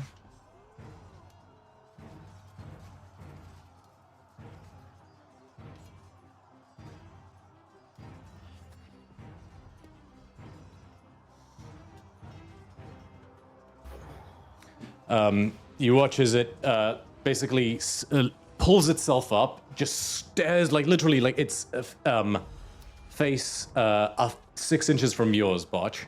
Just grabs you by the shoulder, and you all hear it. This horrific, just this like shriek that like threatens to like punch in your eardrums. I need 60-foot radius. I need everybody, including the hoplites, to make a wisdom saving throw. I will let you choose if you want to roll the hoplites as a group or individually, Scotty. Noted. I'll probably do individually. I'm just getting the wisdom saving, did you say? Senor DM, is this something We all that's have trying... advantage on wisdom saving throws, remember? Before this web goes through, is this something that's trying to charm or frighten me? No. Okay, fair enough. It is trying to stun you. Oh, good thing I rolled that then. That's a dirty 20. Succeeds. Jason and Amalia get a +4 from Xanthia's aura. Thank you for the posture check, Distal's place. Does a 16 succeed? 16 succeeds. Does a 12 succeed? Fails. Okay. That one is stunned and takes... That is he's stunned for a minute and he takes 25 points of psychic damage. Three of the hoplites of your randomization fail, 3 succeed. Okay, we'll say... Actually, yeah, they each take 25 psychic damage and are stunned for 1 minute, but they can keep making saves. We'll say that... We'll just, for simplicity's sake, to say that this whole group were the ones that got stunned. Yep. Okay. Where is the stunned icon? I can never tell these. I'm. Do you want me to keep track of their health as well, or have you got that? If you could. Yeah, Sorry, noted. You own them, so you should be able to use the Foundry to. Just... Yeah, I can operate them. And you said, do we take damage on a success? No. Okay, and it's 26 for the fail. 25. 25. Okay, fine. Okay, stunned. There we go. Stunned. Any luck, Amalia, by the way? Oh, she's been here. Yeah, Sorry. Amalia's back. Sorry, it was just I forgot to update the solo view link. Violet. Okay, and we got some Violet. Cool. So, appreciate your patience in these turns. It's then as a final thing. Oh, what did Amalia roll? We can't hear you. The loud bit of the music came back. Bear with us. Okay, now I can hear you. What did Amalia get? I don't think Amalia's rolled. Amalia, wisdom save, please. With advantage. Don't think And she's a at. +4. She might not be at the desk at the moment. Okay, can someone... By the way, Xanthia rolled a 13. 13, she takes 25 points of psychic damage, and she is stunned for a minute. No, I will use vigilance from the amulet. So they have advantage on the throw. She already had advantage on the throw. We already never have mind then. advantage. Amalia has succeeded. Okay. Zip zilch for Amalia, but Xanthia is stunned for a minute. Which in a way is handy, because just one less thing to think about. Music's getting loud again. Alright, do you want me to turn it off? I like it, Oh, but okay, let's just go with the ambience. Sound a peg, yeah. sorry. No, it's okay. We'll just go with the ambience. Okay, and then as a bonus action, you watch Botch as the Night Veil disappears in a puff of smoke and then reappears on its mount. Fucker. They're not that easy to rip off their mounts. You motherfucker. These, for those of you watching who are taking notes, yes, these may be borrowing slightly from the Night Veil Spectres from Guildmaster's Guide to Ravnica. It is the archer's turn. Yeah, with all 3 archers' turns. So their range comes to about... 10th century archer. So they're +6, and they have longbow, so yeah, they got plenty of range. So they're going to try snipe. They're going to try to snipe to stun people. So 2 shots to Xanthia, 1 shot to the hoplite. To a hoplite. Does stun to give any advantage or anything like that? I think it's advantage on attacks. Let me just double check. The stun condition. You are incapacitated and you cannot move. You automatically fail strength and dexterity saving throws, and rolls against the creature have advantage. Yeah. All right, they're literally just going to try burst down Xanthia. 3 shots with advantage. First shot, 2 2s. She's unfortunately made entirely out of metal, so just pa-ching.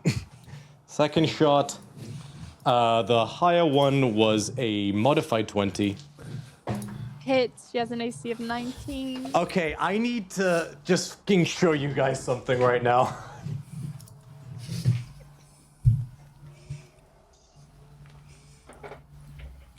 Bit pixely. I think there's 2 20s, Yeah, Nope. it's 2 20s. No, 2 1s, the literal 2 opposite. ones? 2 Oh, 1s. it's 2 1s. Oh. Fantastic. Nice. 1 in Xanthia 400 must chance. be protected at all costs. Yeah, it is actually, isn't it? 120. Yeah. Yes. okay. 400. Cool. Okay, so Xanthia takes a big fat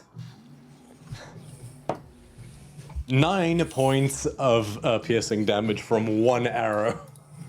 And she's like stunned and like just ping, ping. Oh man, that is a humbling experience. Okay. That should... Oh shit, I lost my place. Oh right, it is Scotty's turn. Right. Okie dokie. Stand by.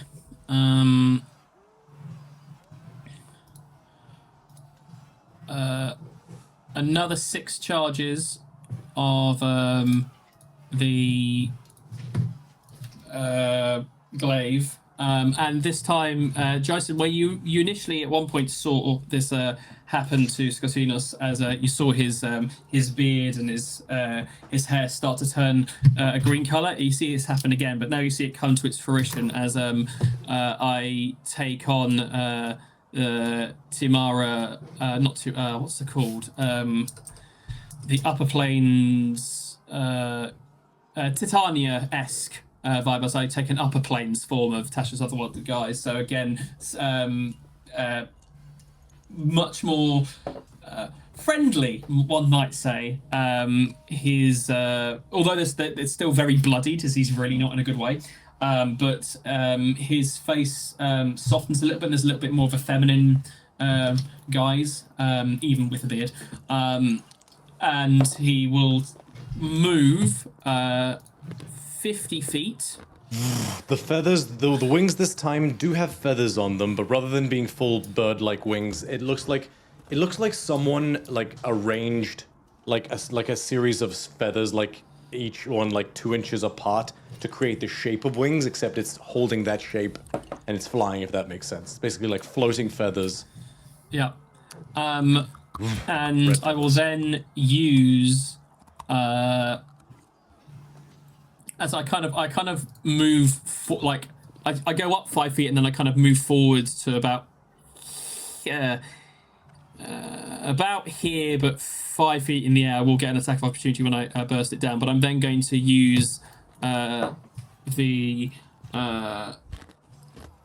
inner fire as the azure moat from the glaive lights, and I kind of almost like using it weirdly like a horn, or like some kind of like a glaive from Destiny kind of shooting, and I kind of just almost like fire it like a rifle, and it kind of bursts out in a 15-foot cone.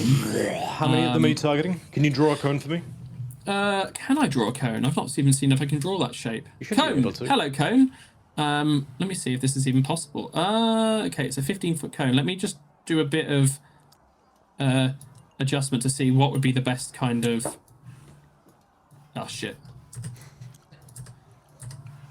You're not going to be able to hit all of them, unfortunately. No, I'm not. However, that's a 15-foot cone, and if I just double check my that'll do movement, I'm just going to double check to make sure I can get to that space. Stand by. It's a 60-foot flying speed for Tasha's, right? 40 foot, but I have mobility, so it comes to 50. So not terrible. Yeah, you can So make it. I can get there. I'll be and to be fair, like I could do this. I could still be like 15 feet in the air and still get that angle. So I'm now 15 I'll allow it. feet You in don't the have air. to take the attack of opportunity. Yeah, I got you. So I'll move myself now. You So basically there. like come to a screeching halt, and you're almost like, "Hey, want to see something cool?" And there's like a pregnant pause as the Yeah. returned are like, they like Well, they all like amusingly, nod this silently. this one so people look at like last time that he doesn't necessarily speak. This one, it's almost like his mouth is not sealed shut, but it's kind of just like this moss that's kind of grown over it. But he kind of puts the glaive, or like the hilt of the glaive, to his lips like a horn almost, and then as he blows, the light of the azure from the tip of the glaive just bursts out into that cone. So that is an intelligence saving throw, please. Oh, what is the DC? 18. Well, one. Okay, so we got so it's a straight roll for them. So we got a 5, a 16, and a 19 for 3 of them. One succeed. 17, which fails, and a natural 20. So 4. Wait. Yeah, 4 fails. 4 out of 6. Yeah. No, 3 out of 6. Sorry, You say 6? 7. 3 out of 5. Sorry, 3 out of 5. 3 out of 5 fail it, yeah. Okay. So this is 86 psychic damage, and then half on the success. So I'm just going to get it right. 1, 2, 3, 4. It's an okay roll. That's 28 psychic damage. 14 psychic damage on the. All right. 14 on a success. I swear to God, if I could make the Xbox achievement unlocked sound, I would, because you guys just discovered AoE damage like 22 episodes in. Yeah, it is good. It is good. Not your fault, Bot. You're not. I'm talking to the casters right now. And kidding. with that done, he kind of like putting the thing down. He kind of just looks over to the hoplites there, and then just kind of like gestures with his head to bring them in, because I think they're coming up soon. Cool. Are you commanding them to get in melee or to like do a javelin volley? Does it require an action to do the command? No. Okay. I don't speak, so I kind of just gesture that way, and I'm. So you I'm gonna control say, them, by the way. So there's not. No, I do. Yeah. So I kind of do that gesture, and they react. The ones that are there, and they're going to move into that range to finish these ones off. So Cool. 30. And they'll do that on their turn. 30. Yeah, when it's their turn. Cool. It is. This guy's already gone. It is this other Night Vale's turn. It is going to command its mount.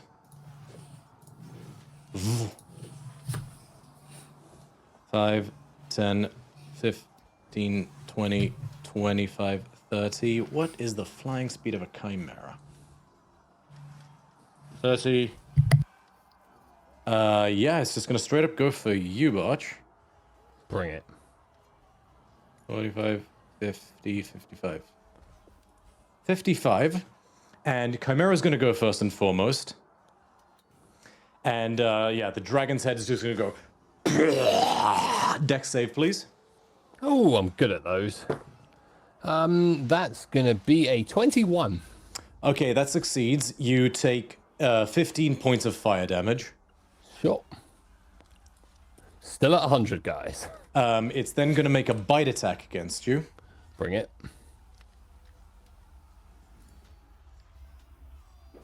That is a modified 20 to hit. That'll definitely hit. You take double sixes, 16 points of piercing damage, Yeah. halved to 8. I'm not raging. Oh, 16. Okay. Second, with the claws, final multi-attack, natural 1. So this time you're ready for it, and you just, like, elbow the claws aside. It is the Night Vale's turn. It's just going to do 2 scythe attacks.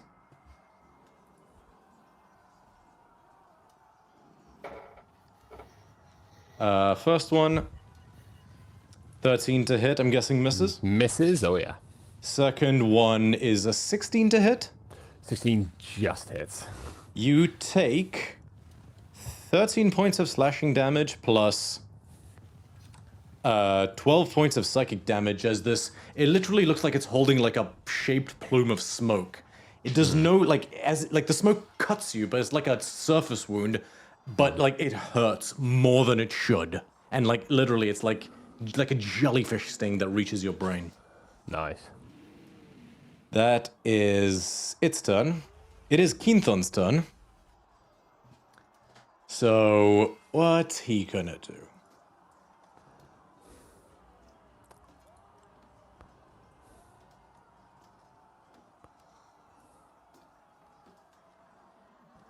I can't do much from this position.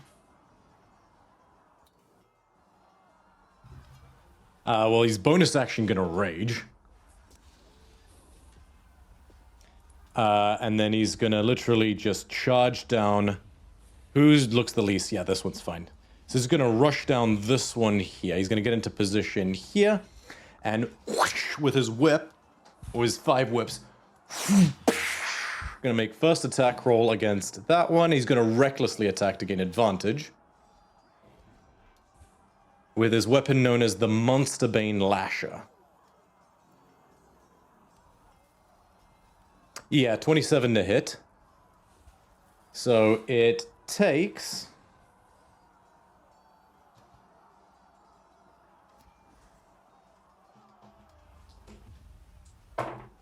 That is 3 plus 7, 5, 12 points of slashing damage, plus an additional...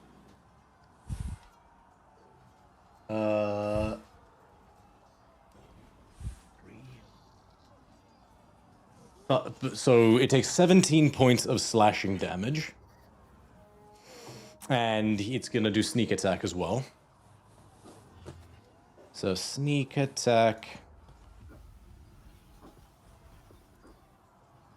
Yeah, but yeah, 27 sneak attack damage. Just basically, again, just with, like, it seems to be his signature. Literally, he just does one great big lash and limbs, like, each no bigger than, like, a small parcel, like, just go flying as he erases the first one from existence. Second attack against the other one. No sneak attack, unfortunately, this time. But he is going to attack recklessly again. Still hits with a 19. And so...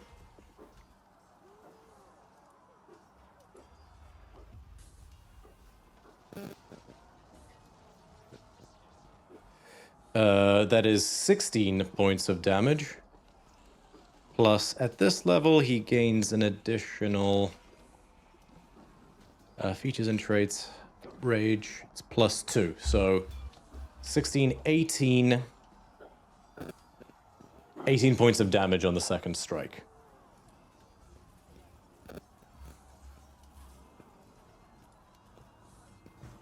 And this thing is looking really rough immediately.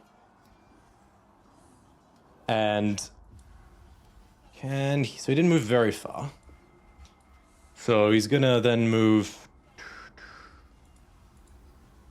Yeah, that would just get him into 30 feet, Botch. And then as he does that, he's going to... Literally, like, the lashes on the whip become longer for a second as he manages to basically... Just like the back of the head of this... no, he raged. He can't do the help bonus action, so never mind. Yep. It is... This guy already went. The archer already went. Final Night Veil is gonna basically converge on you, Botch. Bring it. How's Botch looking? He's up there. He's getting attacked on 2 sides by 2 chimeras. It's a typical Saturday for you. Naturally, it's just gonna close the distance and do like this chimera is not going to use the breath weapon. It's just going to do a full string of multi attacks, and then the guy's gonna. We'll start with the Night Veil. Yeah. So first scythe attack 26, second scythe attack 18. Hit. Both hit. So you take for the first hit 16 slashing damage plus 19 psychic damage. Yep.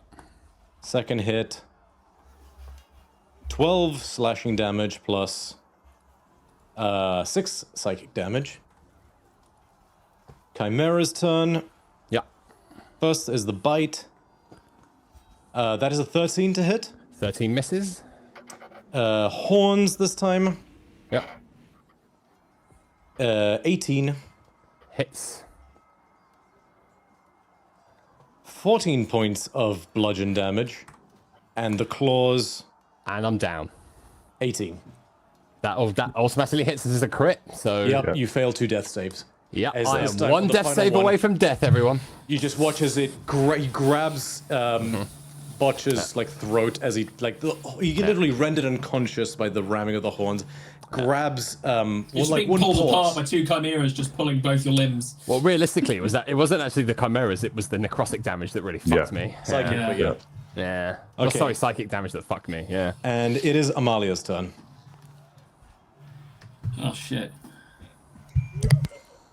You can't do that and then say it's Amalia's turn. Get good, scrub. Okay, so I can't actually see the map, so is there anything in front of me? So Botch is on a rooftop that's 30 feet high. Yep. And he's just got basically mauled to death by these 2 night veils. You could, like, it is within your reach to manifest an echo. Took 122 damage off me in 1 turn. You're a bit quiet, by the way, Vi, just so you know. You might need to get a bit closer to the mic. Yeah, please. Let me turn her up.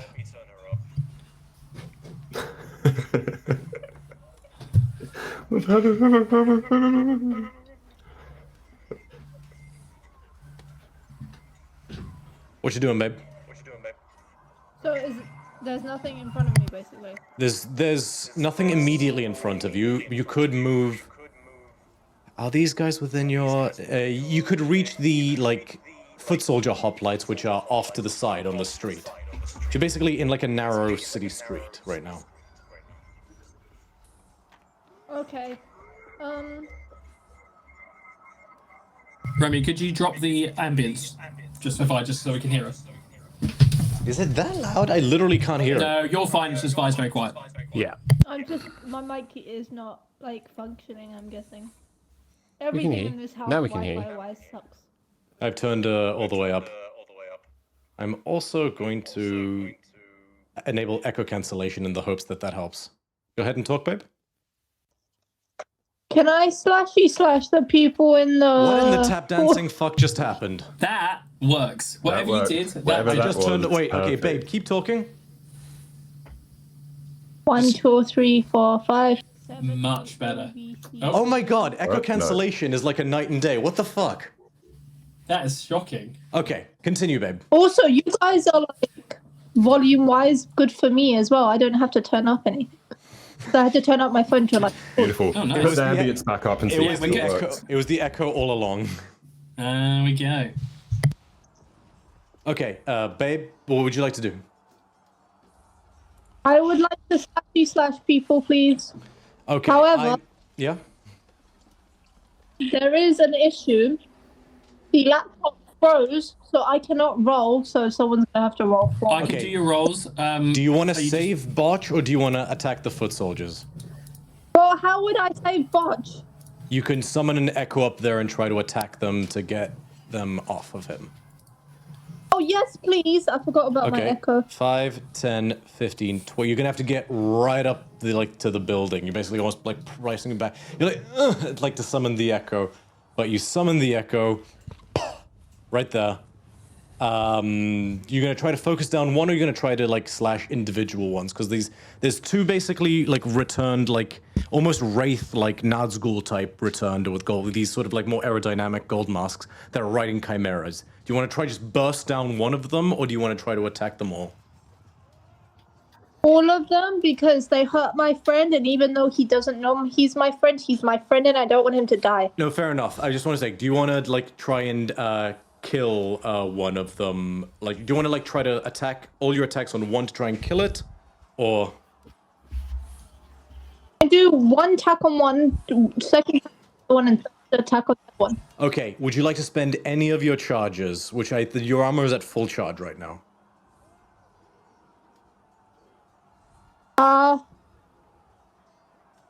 Maybe one of my charges, please. Okay, so you basically hear and like literally like the soul pours out of the armor into the axe. So you can add an extra d6 radiant damage to each of your D8. attacks. Sorry, d8 radiant damage to each of your attacks. Do you want me to do those rolls for you, Vi? Yes, please. Okay, and last one I need is just to know if you're using an Unleash Incarnation as well. Yes. You have 3 left, so you'll have 2 left after this. Okay, so you got Okay. 4 Yeah. attacks. 4 attacks. I'm going to roll those now.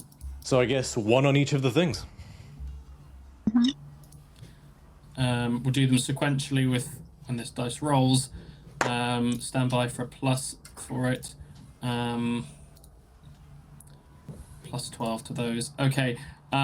Would a 23 hit any of them? 23 Is the hits AC all of them. Okay, cool. There's a natural 1 in there, 3 other hits. The Okay, order so was... the Chimera's AC is 14. The Night Vale's AC is 17. Cool. If you're doing 1-2, 1-2, it's the second attack that fails. So Chimera miss, fail. Yeah. Cool. Cool. And I'll roll the damage separately so you have those down. This is 1d12 plus 7 plus the d8.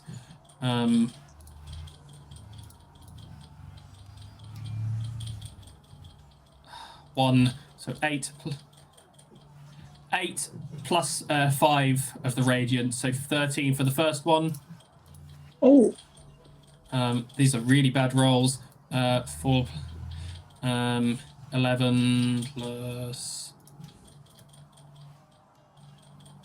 11 plus another 5, so that's 16. And then the third one, really bad rolls, I'm afraid. That is 13 plus 3 for 16. Rolls are pretty low though, I'm afraid. At least it's something. Okay. And that's your turn. It is the Hoplites' turn. What would you like them to do? Cool. I'll speed through these for everyone. So they are going to respond to Skatinos' summoning, and they're going to move and just try and get some of these out quickly. So it will be 5, 10, 15, 20, 5, 10, 15, 20, 25, 30, 5, 10, 15, 20, 25. And these two will start to attack this one, and then these, if it dies, both of these can move forward to engage the last one. Make So the it's, first attack roll. yeah. How many? They each get They get 3 attacks. 3 attacks each. Yeah. I'm just going to go through them. But basically, the order is they're going to try and take that one out. If Roll it the does, first the other attack. 2 can move in. It's plus 5, so I roll all of these now. I'm going to do it in groups of 3 for ease. Natural 1 for the first. Misses. 23 for the second, and then 15 for the third. Roll the damage for the first, for the second hit, the one that hit, the first one that hit. Yeah, cool. Which is, sorry, really quickly, 1d6 plus 3.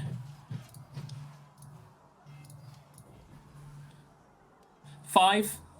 5 damage. It's cusp of death. It had 8 hit Cool. points. And then the last attack, if Kills that it. hits, yeah, kills it fine. With that one finishing its attacks, they both will move into play, but it'll be that and that kind of brings them in place. So another 6 more attacks. 1, 2, 3. Lowest there is a 15 to hit. 15 hits. Just 1, hits. 2, 3. Yeah, okay. Those are really bad rolls. 9, 14 points of damage. So what was the first hit? 4. 4, okay. And with the second one?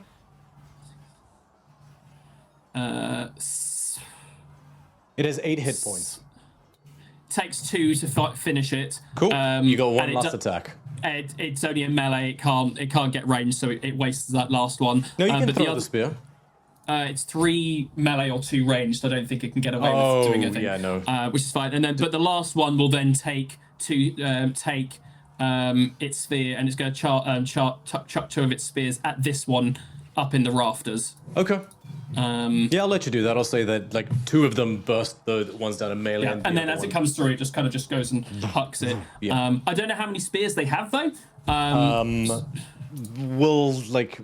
think it's don't going. worry about it What it probably does is chucks, because I'd imagine maybe they have 2 spears. It chucks both of those, and it will grab the spare spear off one of its allies. Yeah. Don't worry about it too much. Fine. It's okay with you. And then that's a +5 to hit for both of these.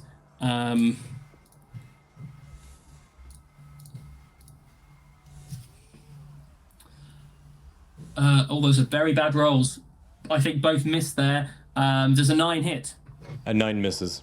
Yeah, it misses both of those. Okay. Grabs the other spear from its ally, and then it The will... archer ducks and dodges. And as they kind of see that they can't reach them, all of them will then just kind of pivot in a crone unison, shield up, and now they're facing towards the other guards there. The last 3 will make their save against the stun. What type of save was it against the stun? DC 15 wisdom. Okay, 2 succeed, 1 fails. Okay, so I will... I think they can add +4 Oh, from yeah, they being can. in Xanthias aura. The one that failed wouldn't be able to make it. It was too low. Cool, and that's them. Okay. Thank you all for your patience. I realize this is a longer battle. Jason, is your turn. How are you rolling elevation for getting up places? How do you mean? So Dyson will move about 20 foot that way, and then I want to Misty step up to where Botch is. What's the range on Misty Step? 30 feet. Yeah, you can do that. Sweet. So you'll see this just energy just going over him. And Scotty, this is the first time you've probably seen it. But Dyson didn't used to be able to do that. In fact, he was notoriously difficult for him to get places. I was thinking, when you asked how you're going to climb, I was like, well, with immense difficulty. But apparently not. But like immediately, and this is almost like not really throwing stuff to the ground, but like definitely throws the shield to the ground and just goes straight to Botch. And I'm going to try and... Where are you dropping the shield? stabilize. Before you Misty Step or after? I know, like once I get up there and see him like on the ground, effectively as play, Dyson assumes the worst, teleports up, sees the worst, and drops the shield. Okay. And I am going to try and stabilize him for this turn. Okay. Easy enough to do. Use your action and you no more death saves. Oh, sweet. It is... You just hear him say, like, no, you are not going to die here, not in your lands, not in your hometown. You are a braver warrior than you believe you are. Xanthia's turn. Please make the wisdom saving throw again. All right. I will. I'm so sorry, Tamara. I've been rolling like shit for Xanthia. That one's cocked. 26? 26 succeeds, and she is no longer stunned, but that is the end of her turn. Cool. I gotta say, I did not expect you guys to keep your, like, reserve nukes, like, out of the fight. That's what stuns will do. It is Heliada's turn. No, not that part. I meant the extra NPCs you had with you. All right. Can I see Buculus? Just about, if you, like, peer. Right. He's still in danger. I don't know what to do. Like, he's still in, like, the thick of it. If I get him back up. But there's now 3 guys up there. Fuck. Yeah, you know what? I'll see, Butch fall down. And Hilera will just start screaming. And as she starts screaming, eventually, like, Buckios, wherever you are, you'll hear Hilera screaming as she telepathically is screaming towards you. And you'll go, "This is not how it ends!" And she casts heal on you, and you heal 70 hit points. Oh, yes. Literally, like, these things are shrieking in your ears, Botch, these 2 night veils, but somehow through it all, a 3rd scream drowns them out. like, and full on, you are Charles Xavier, like, and having Jean Grey, like, in his mind, like, just blow Apocalypse out as he literally just bursts into your mind, and you literally, these, like, astral sparrows fly into your wounds and close them up. Anything else in your turn, Helira? You still have your spiritual weapon. Yeah, can I move it towards the pricks that are hurting my dear friend? 30 Buck feet Hills? up. I think the spiritual weapon can only fly 20 feet, but you can attack the foot soldier returned. Yeah, I'll go to the foot soldier. I Okay, just make an really attack roll. Attack the big guys. Natural 20! Okay. Fuck yes. Which one are you targeting? Yeah. The one that's different from the rest. Okay. So he's got 4 hit points. I don't know if you're capable of not killing him. So Okay, well, let me see. That is 12. yeah, he's dead. Plus 5 is something. Yeah. So I do another murder. Yeah, this time it literally just puts its foot through this. Like, put the foot through this guy's chest, and he just collapses into a heap. Botch, it's your turn. Right. I'm waking up and I'm assuming I'm prone. Yeah. Okay. Hilarious scream in my head, waking me up, translates into a roar that I would like everyone to be able to hear, as I would like to rage. Fucking finally. With that, I would also, in my instinctive need to protect myself, I'd like to take on the aspect of the dragon, giving me 12 extra temporary hit points. The scales manifest. Yep. I would like to roll my wild magic table. Oh, that's nasty. Oh, yes. So, Mr. DM. Justin, your hoof gets blown off. Now, okay. No. How many creatures are within 30 feet of me? Because I know these 4 for sure. Does it say it goes through walls? Oh, I know what you just rolled. Yeah. I know what you just rolled because in Baldur's Gate 3 I made Karlach a wild magic barbarian, and yeah, you know. So it's only stuff that I can see, and I think I can definitely see these 4 around me. Can I see this prick over? Oh, actually, no. How you can. Oh, he's within. Is the beast within 30 feet of me? The beast? No. So they're both 80 feet up. You're 30 feet up, so they're about 50 feet away from you. Oh, okay. Fair enough. You see, if you see the little number thing above their heads. Yeah. Oh, yeah. Okay. So could I please ask? So those 2 night veils for sure. Those 2 chimeras. Let me just get a measurement tool. I still see the height of 80 feet on those. Are they lower again? Yeah, I was going to say, haven't they come down to 30 feet to get into range with me? Sorry, a lot to keep track of. No, it's all good. Just I wanted to double check. Clarification. I'm gonna say you can definitely hit those 2 returned on the ground there. Is it all creatures, or All just of your creatures that choosing? I can see within my choosing. Oh, so you can choose to not hurt people. I could choose to not hurt people. That's Okay, correct. then you can hit the 2 night veils, the 2 chimeras, those 2 regular returned sentries on the ground. Yeah. All right. Could you And please allies. roll? Could you please no allies? Could you please roll them con saves? DC is 18. This is maybe a sticking point for them. Oh yeah. What's the DC? 18. I thought they've been very So that is a 9 and a 12 for the 2 regular foot They soldiers. will both take 1d12 necrotic damage from me. Okay. Do you roll a d12 once, or do you roll individually? It's ambiguous. So I would say that's up to yourself. What would you prefer? I'd say let's do it just because I want everyone else to be able to play. Let's make it just for the effect. So everyone that I roll with this d12 is going to take the same damage. Okay. Which is going to be a fucking 2. You know what? You know Rules what? is written. No, that's it. Roll again. Roll again. I'm giving you advantage on this. That was a 12. Okay. Okay, we're having fun. So that was a 11 and a 6 for the 2 night veils. Yep, they both fail. And the chimeras, they got decent con. So 23 and a natural 20 for the chimeras. Both chimeras succeed. Okay, so it's a 12 damage, yeah? Yep. And you get 12 like 10 per 80 hit points equal to the total, right?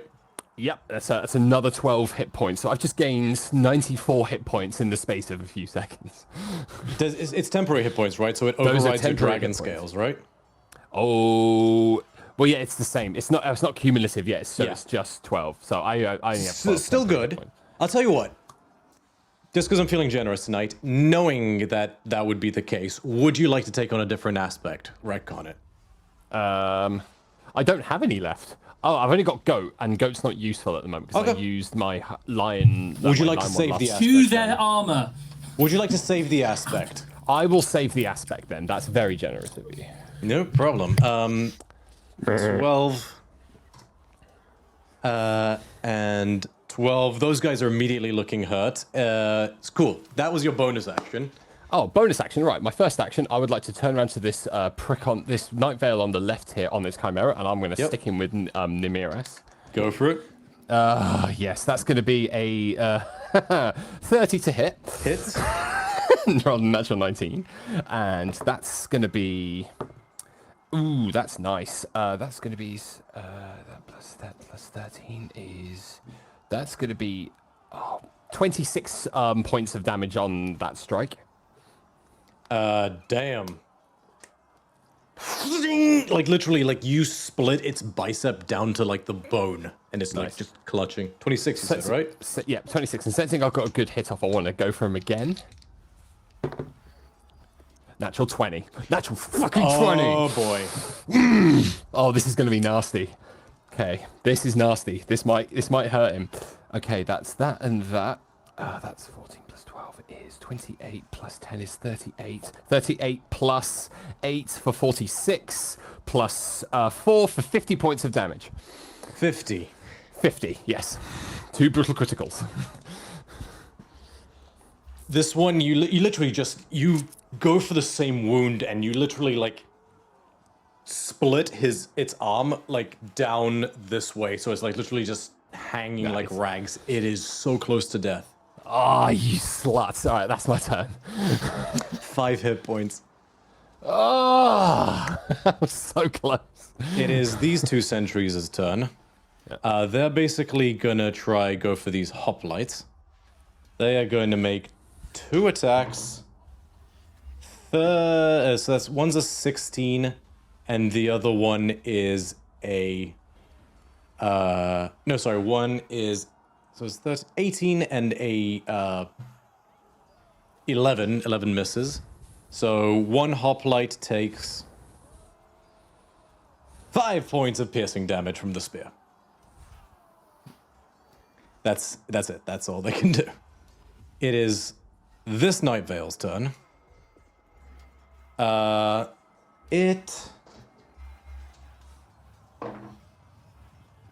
It gets its shriek back, so it's going to try to do that. It's going to fly in. And it's going to try to do its shriek. Wisdom save from everyone, please. With advantage. Wisdom save at advantage. Ooh, 22. Succeeds. 23. Succeeds. Another natural 20. I'm going to roll the ones that are stunned Oh, first, Keenton because needs I to think make a wisdom save. He's not going to make it an advantage. But he did roll a natural 20. Me and Xanthia rolled an 18. Succeeds. The hoplites? the stunned one fails again. The other two succeed on the right-hand side. One Okay. succeeds and one fails. Cool. One succeeds and one fails. Have I done the maths right? Hang Okay, on. cool. Oh no, one succeed and two fail. So it's 3 failure. The stunned one fails, and then 2 of the uninjured ones on the right Understood. fail. Okay, and then the Chimera's gonna try to... What's Still the damage on that? No damage, it just... Oh, sorry, no, yes, there is damage. I'm so sorry. It is not great for those guys. Returned Night Vale. That will be 17 points of psychic damage. Okay, thank you. Okay, and then the Chimera is going to do a slew of attacks against you because it does not get its breath back. Yeah, so out of the... sorry, Chimera. Out of the lowest one... So that's... 18. So the lowest... So it was an 18, higher than an 18 and a natural 20. That gets me. Yeah. Yep, go for it. Yeah, all of them hit. Okay, we are raging this time. So the first, the bite, you take 12 points of piercing damage. So that's half to 6. Yeah. The horns, which was the natural 20, you take 16, half to 8. Nice. And do you want to intercept that? No, I was actually going to use protection on that one instead, but I actually realized it would make more sense to keep that because he's raging anyway, so it's fine. Yeah, I'm taking no damage off of this. And the last one is 14, half to 7. Yeah, that's better. And yes, they're basically just trying to converge on you. But now that you have raged, also- it is going far poorer. And now that they have attacked me, I would like to use my reaction for unstable backlash to for reroll my it. magic table. This could... Did you get That's the same another thing one. again? That's another one. So you I just, get to, because when I roll my table, I get to roll twice and choose my Yeah. thing, and it rolled a 2 and a 1. so another blash of tendrils. So everyone that I can see within a 30 feet radius, please. That is another con saving throw at DC 18. Okay. So that's all 6 of these people. And maybe... Yeah, the sentries too. No, these guys are 35 feet away. Oh, okay, can't hit they them. moved. Okay. Yeah. So we'll start with the chimeras. They get a +4 to con. Nice. So 23, 10, and 8. 10 and 8 Veil. Okay, the Night Veils get a +3 to con. Natural 1, 9, and 22. All but 1 Veil. Cool, so I'm gonna say that the roll one guy who initially, like, the one guy who just did a scream is the one who succeeds. The other two Okay, don't. cool. That's going to be 8 points of damage to everyone that failed, and I gain 8 temporary hit points back. For each of them.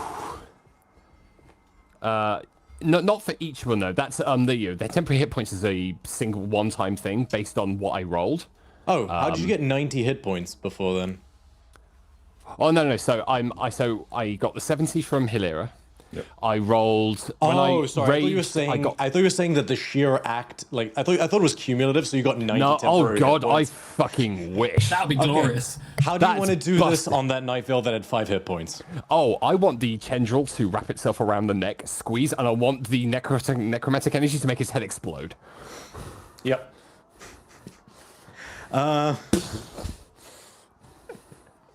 If you remember the end of the first Kingsman movie when all of the implants went off, but I with haven't a seen gigantic purple, it's a really But- good movie. You should okay, definitely watch I'll tell you. Kingsman. Spoiler alert. You need a roll a dexterity saving throw. Okay. This is just for memes.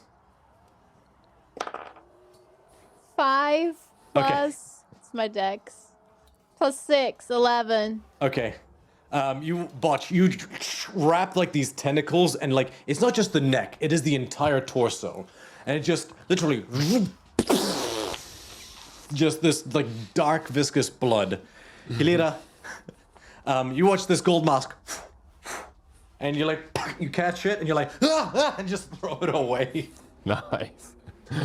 It's just like ah. That's all. That's what the dexterity saving throw is for. Nice. All right, returned arch. It's the archers go.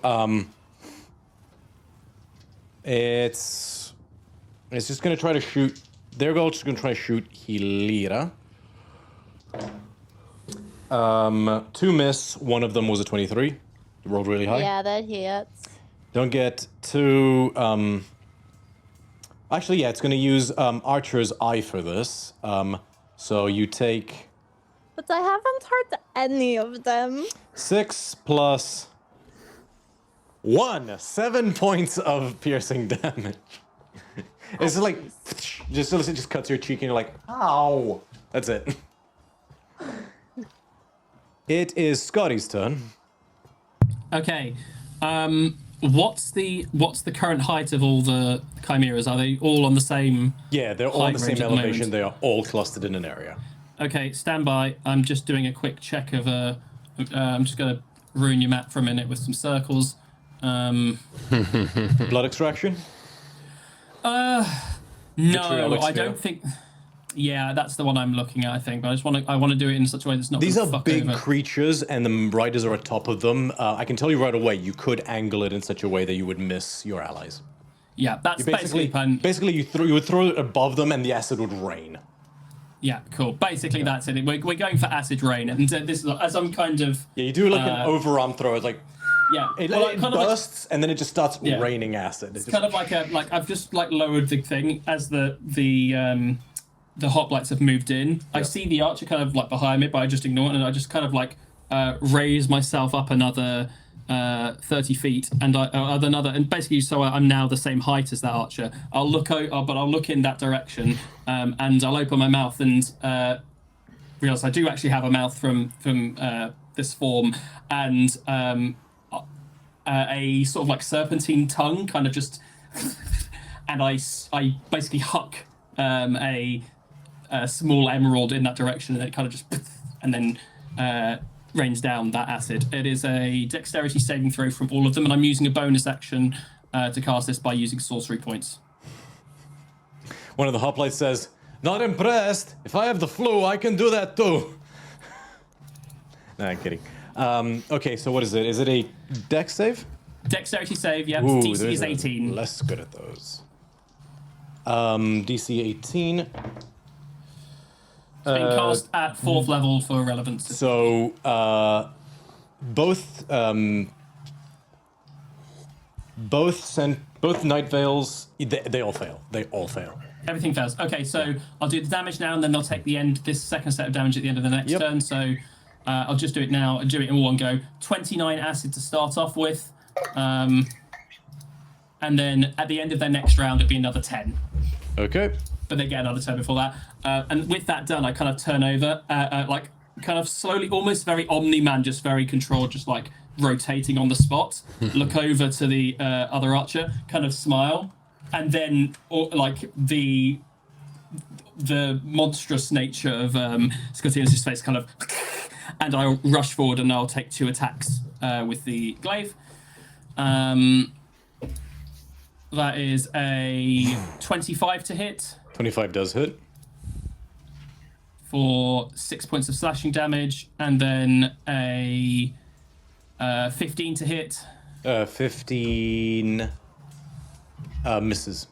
Okay, so 6 points of damage, and I will be right next to it and kind of just in its face, just kind of spinning the glaive. This Night Veil will command its master, its chimera, to fly back, risking the opportunity attacks. Not from me. Sentinel from Amalia, because... Okay, go ahead and make an attack roll. 19 to hit. 19 hits. Its speed is reduced to 0. Okay. And never mind, it can't move, so it's just going to take strikes at first the Echo. Oh, hang on a minute. Can the Echo take opportunity attacks? Yes, it can. Cool, fine. It is 7 plus. That's 14 points of slashing damage. Chimera's looking pretty hurt. It's just going to fly back. It's going to take a scythe attack against the Echo. Which deals... It's a 20 to hit, modified 20. Miss. Second swipe. That is another modified 20, which misses. So, that's it. That's all the Night Veil can do. It is Keenthon's turn. He's basically gonna try prioritize... He's gonna make an athletics check first and foremost. Nice! He's rolling a lot of nat 20s this evening. You literally just watch him crouch and, jump the 30 feet. And gets within range here. And then he's going to make his first attack against the Chimera to try and ground the Night Veil. First attack, reckless. Oh boy. That is a 4 and a 2. With his plus 11, that's a 15, which hits the Chimera. So the Chimera takes, and he basically at this point he's going to spend a charge, and electricity, like lightning damage, just charges his cables, and and so that deals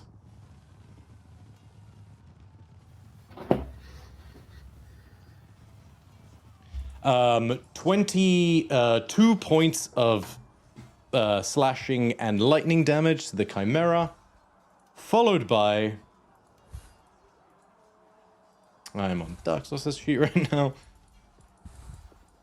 22 plus 26 is 48. And just that Chimera is immediately like begging for death. Speaking of which, oh yeah, I forgot, like +2 because of his barbarian rage. And second swing, reckless again. Yeah, that's 28 to hit. That's 3d4.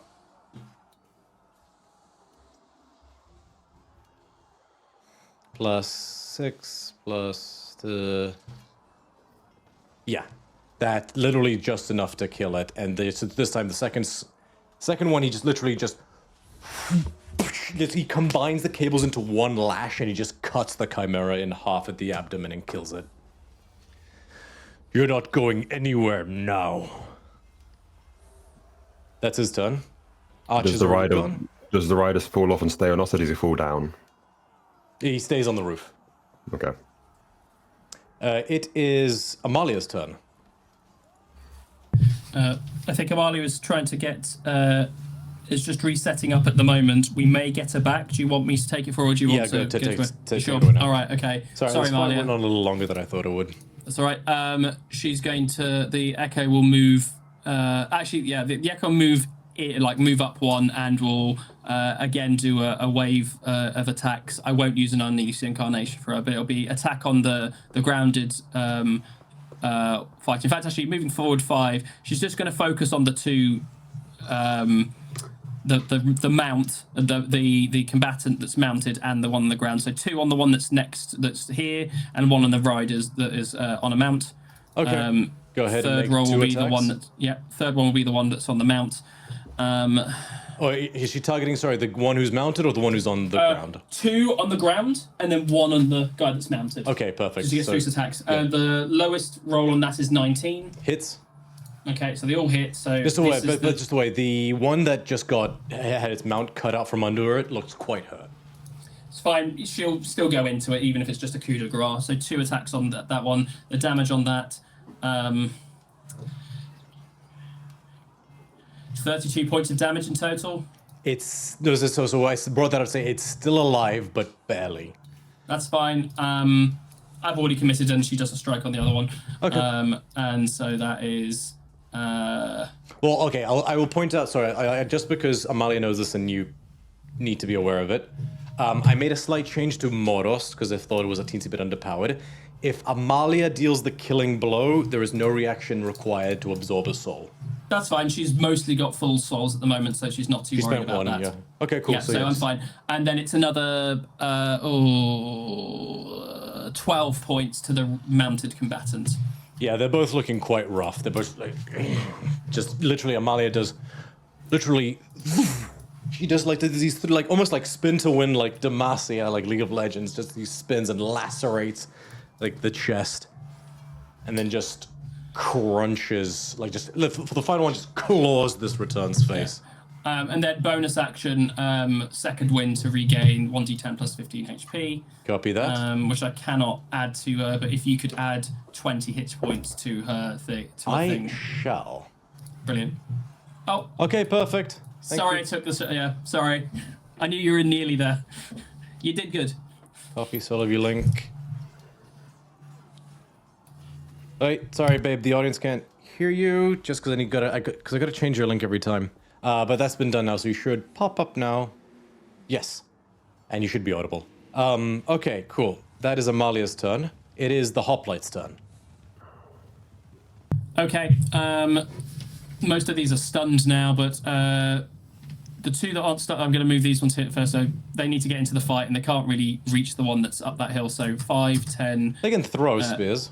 And not as much of interest as to the ones that are up here. 15, 20, 25, 30, 5, 10, 15, 20, 25, 30. To be honest, they're still not into it, and they're actually going to dash to surround and just go for a circle. So 5, 10, 15, 20, 25, 5, 10, 15, 20, 25. And they are all effective. It's becoming sort of like that murder circle. Yeah. And they are flanking, so the one that gets his attacks gets +2. Yeah. Yeah, brilliant. And that's the only one so only one of them is doing a round of attacks this time, but it's looking pretty horrendous for them. I roll all 3. Oh, some bad rolls actually. Does a 10 hit? 10 miss. Okay, I think. Wait, did you add the +2 from flanking? Then it would be a 12. Sorry, encounter builder.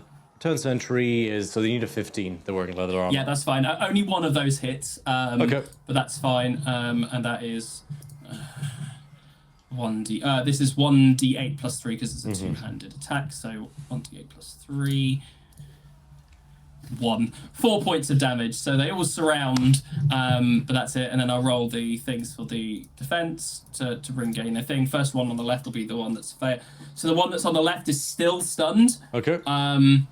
Does a 13 succeed the stun? Fail. Top right is still stunned. Bottom right is no longer stunned. Okay, Jason. Jason, it's your turn. Sweet. I'm going to move over to this one here. I'm going to make an attack. Copy that. 24 to hit. Which weapon are you using? This will be just a sword. Okay. 24 does a hit. Okay. I'm going to then... something's going to happen bonus action-wise, which will make more sense on Botch's turn. And then I am going to... maneuver-wise, bait and switch. I'm going to swap places with Botch, and I'm going to add his. I'm going to make a superiority die add to his AC. Okay. So Botch, you and I swap, and your AC is whatever it is now plus. Sorry, no, mark everything off. Ali, if you could shift your token a little to the left. Sorry, to the right. Oh, yeah. Sorry, yeah. Fantastic. You now have a +8 to your AC for until the start of my next turn. Nice. Jesus. What the hell? Roll your damage. Roll your damage on the attack roll, by the way. I'm a raging unkillable tank. You said you made an attack now, roll against the return Night Vale, did you not, Alex? Yeah, you said 24 didn't hit. No, so it did hit. Oh, we did hit. Oh, sorry. If 24 doesn't hit, and you need to react more panicked because that means. I'm a GM. If it doesn't hit, I'm like, okay, cool. I guess there's a reason for that. Then that's a 9 then to that one. Okay. Barely holding on. Yeah. And if it's barely holding on, I would have used 2 attacks against it then before the switch. Make another attack roll. I'll make another one. 23. 23 does hit. That's going to be 10. Yeah. How do you want to do this? Literally, I'll go up to that one, seeing how rough it is. Considering it just fell off, thematically, let's say it's like trying to climb back up. Tyson will just cut his head, cut his hands. Actually, no, use the hooves. You want to go back and just step on the hands of the feet, and then watch it fall back. Long live the king. Basically, and then I'll tap Botch on the shoulder, and then just be like, "Oh, please," and do a bait and switch, and then round, turn, done. However, bonus action will come into play on Botch's turn. I like to imagine you basically gallop in front of Botch and then do the back kick with the legs, but not hard enough to hurt him, but just to push him out the way. Considering the length of the horse torso, I would like to imagine that I buckaroo him onto my back, turn around so he's facing that way and I'm facing that way. Yeah, Botch, you're like, what the fuck just happened? What? What the fuck just happened? These sentries have already gone. It is the turn. No, it is not. It is Xanthia's turn. She gets a turn. Yay, finally! But she's not in reach of anything. Xanthia's doing the John Travolta right now. What the fuck?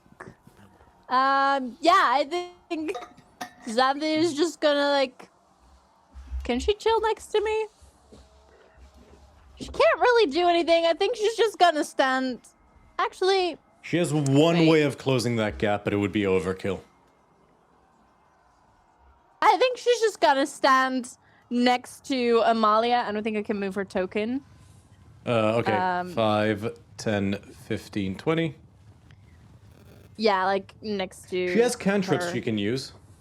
Yeah, and I think she's just. Can she see like one of the guys up there? Yeah, like yeah. The. Well, as she's running, she could have done it. Where she is now. no, Yeah, but I think she's just gonna like try and sacred flame him. Okay. So make a deck save.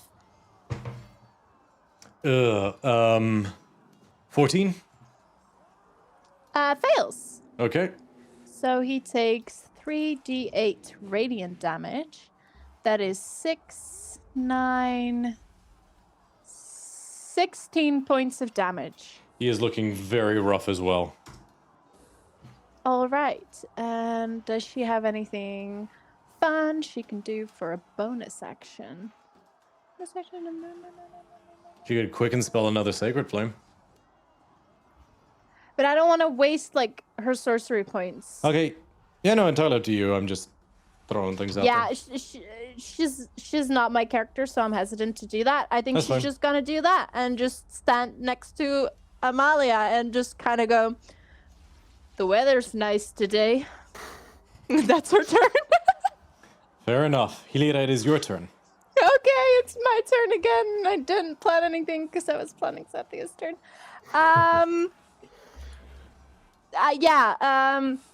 First, do I want to do that? Do I want to do that? Do I want to do that? How's everyone up there looking? Up on the wall. Botch is Do we better. need some healing? I'm good. Okay. Oh, I'm just now. I'm raging. I'm actually fine. Jason, how are you doing? As well as I was before. Like before I healed you? Pretty much. Oh, fuck. Okay.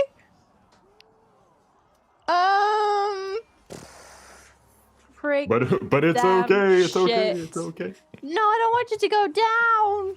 How much movement? It's fine. It's in character. I will say this: all of the Night Vale and the Chimeras are all looking quite rough. Okay. I'm just debating if I should get my butt up there, but like that's not me staying out of danger. You could definitely target one of the returned with a spiritual weapon, one of the ones on the ground, if you wanted to do that for a bonus action. I'll do that first. I'll move my spiritual weapon. Oh, I'll move it. Yeah. Can I move it in a way that I'm flanking with the hoplites? yeah, sure. Okay, I'll try and do that. Yep. So +2, And make an then attack I'm- roll. I will make an attack roll. It's once again a natural 20, I swear, you guys. Okay, go ahead and roll your damage. Okay. Okay. Wait, yes. No, wait. What are dice anymore? 6 + 5 is 11 points of damage. That kills it. This one just Okay. kicks its head off. Yeah. And then fuck me running. And for my action. Yeah, I can't. I have to get closer. If I wait, let me just. You have enough Is there movement 30 speed feet up, that I would right? let you try with an athletics check to just run up the wall if you wanted. I would Can say, like, joking What happens aside, if I run up the stairs? Stairs? Oh, Are those stairs to the yeah, right? that would get you 5 feet higher. Oh, which stairs are you So that talking? means on the right. So that would mean like 25 feet away from them. Yeah. Okay. if you did call up earlier and you asked if we were okay, like Tyson would tell you 100% to stay safe. Like you would hear that from the top, as in like very much like dad, father, like don't come up here. Well, Stay safe. don't. Okay, I'm gonna try and run up the wall. Cause that says no, and I Okay, say yes. make an attack roll. Sorry, make a athletics check. just attacks the wall to get up there. I want to take the house down. Oh, that's a 10. Okay, it will take your deserve that. whole movement, but you can't get up there. So you're there, Okay. and you're at 0 movement. Okay. You guys basically walk into that like she lands on her back, gets up, and then makes it this time. Hiya! And I'm just going to touch Jason as I'm breathing very deeply. I'm gonna go, I just wanted to check if you're okay, bud. I don't want you to be, like, hurt or anything, and I'm gonna cast a 5th level Cure Wounds on you. Tweet. Okay. Oh, Okay. I'm gonna. So I'll have to comment. Sorry, super quick. I'll have to comment, but I'm also gonna like shout it out. Pixelated Bunny's comment. The map. Thank you. Like says the map is gorgeous. Thank you. This is from a guy called Rakdos. RAAKDOS. You can find them on Patreon. They specialize in Magic the Gathering theme map. This is actually meant to be Ravnica, but this particular one looked a lot like Grecian, so I decided to use it. Yeah, just giving them a shout out for credit's due. Sorry, Hilira, what were you gonna do? I cast Cure Wounds on Jason, and he heals 33 hit points. Nice. Yeah. As he feels your hand, you get a glaring stare. I'm just smiling at you. That's my turn. Botch, it's your turn. Good. So, I'm going to do... Ooh, who's looking the most hurt out of these The guys? Night Veil. Oh, I'm taking my first attack at him. I'm going to throw Nimiras at him, aim to hit him in the face. Okay. Okay, 21 to hit. 21 does hit. Nice. Oh, very nice. Oh, that's max damage for what I could do. That's going to be 14. That's going to be 24 points of damage. How do you want to do this? Again, I want my sword to go through the return mask, and I want to be able to pull it, but I don't want it to split. Ideally, I want to pull it back so that I can have access to that mask and put it in my inventory for later. With surprising precision, you throw it into the eye hole, like piercing the brain, but it only penetrates it enough to leave like an eye scar type gash in the mask. Nice. And then you just pull the mask off, like, Yep. and then Nice. it falls over and dies. Nice. Second attack. Okay, second attack. On the chimera that he was riding. Yep. Again at range, just going for stabbing it in one of its faces. Ooh, 19 to hit. A 19 does hit. Oh, I'm rolling our ass right now, but that's not too bad. That's going to be 21 points of slashing damage. Nice. And then my bonus action 2-weapon fighting, go for a third attack. Ooh, much better. That's going to be a 30 to hit. 30 does hit. Wish that was a crit. Oh, that's arse damage. But okay, so that's 13 points of slashing damage. And yeah, this chimera is looking hurt as well. Good stuff. Yeah, that will be my turn. Archer's turns. They're going to basically reprioritize and try shoot you, Botch, because they just saw you kill the last Night Veil. Yep. They're going to add a d10 to each of these rolls using that ability. Cool. Natural 1 doesn't hit anyway. 12 plus a d10. 14? Still misses. 30, so that's 16. No, sorry. So there was a 13 on the die, plus 6, I believe, for the archer, yeah. Plus a d10. So 19. 21? 21 misses. And this time, yeah. Jason. Jason, you create like a pike, and then like you literally you have 3, like the arrows like notched into 3 different sections of this like haft of a staff. Then you just let it crumble and wither. Scotty, it's your turn. Okie dokie. I still kind of in this sort of like almost banshee-esque form at the moment. I'm going to attempt to grapple on the archer that's next to me. Okay. Which I think I need to do a melee touch attacks first. That's caught. Which is 22 to grab onto it, and then I guess it's just a flat athletics. Yeah, it's athletics check. Archer 22 rolled really well. 22. 25. Damn. Okay. Natural 19. Yeah, I rolled a natural 19 too, but they've got a stronger thing there. That's fine. They can use acrobatics. That's true. I'll try it again. Actually, I'm committed to this. So plus that plus 7, so 72. What's their AC to make first the touch? Oh, you don't have to hit. You don't have to meet their AC to touch. It's just an athletics check. Fine. To grapple. In which case, then let me. I've gone a bit back. Then the first. Hang on. Let me just check my numbers then, because maybe the first one would have been fine. No, it would have been the same thing. Okay, cool. And then athletics for this. Oh, much lower. They rolled 12. a 23. Yeah, fine. So Then I just can't get on it. Yeah, that's fine.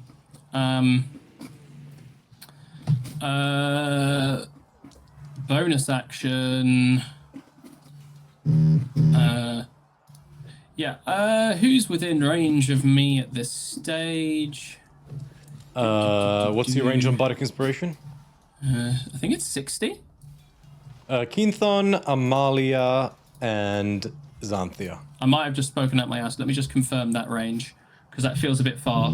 No, it's 60 feet. So Keenthon, Amalia, and Xanthia.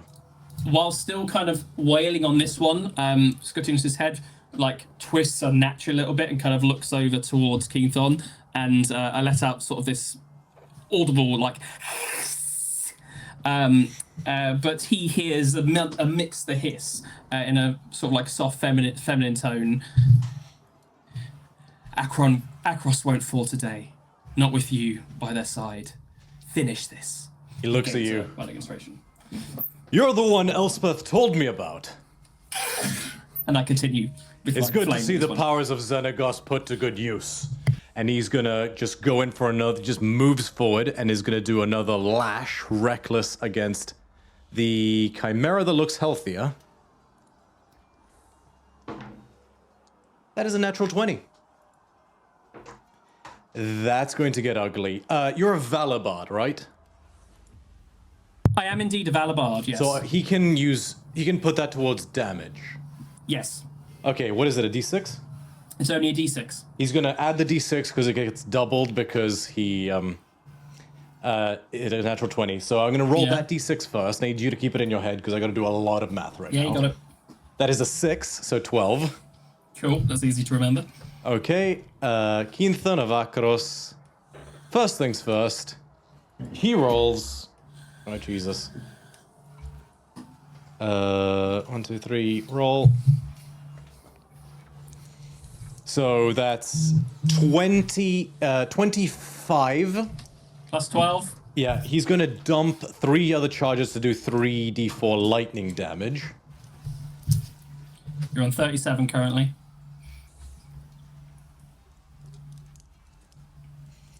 Plus an extra 16.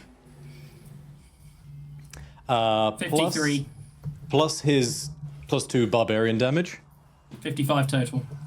And then just quickly do sneak attack. I think Plus an additional 44. 99 points of damage, just shy of the Centurion.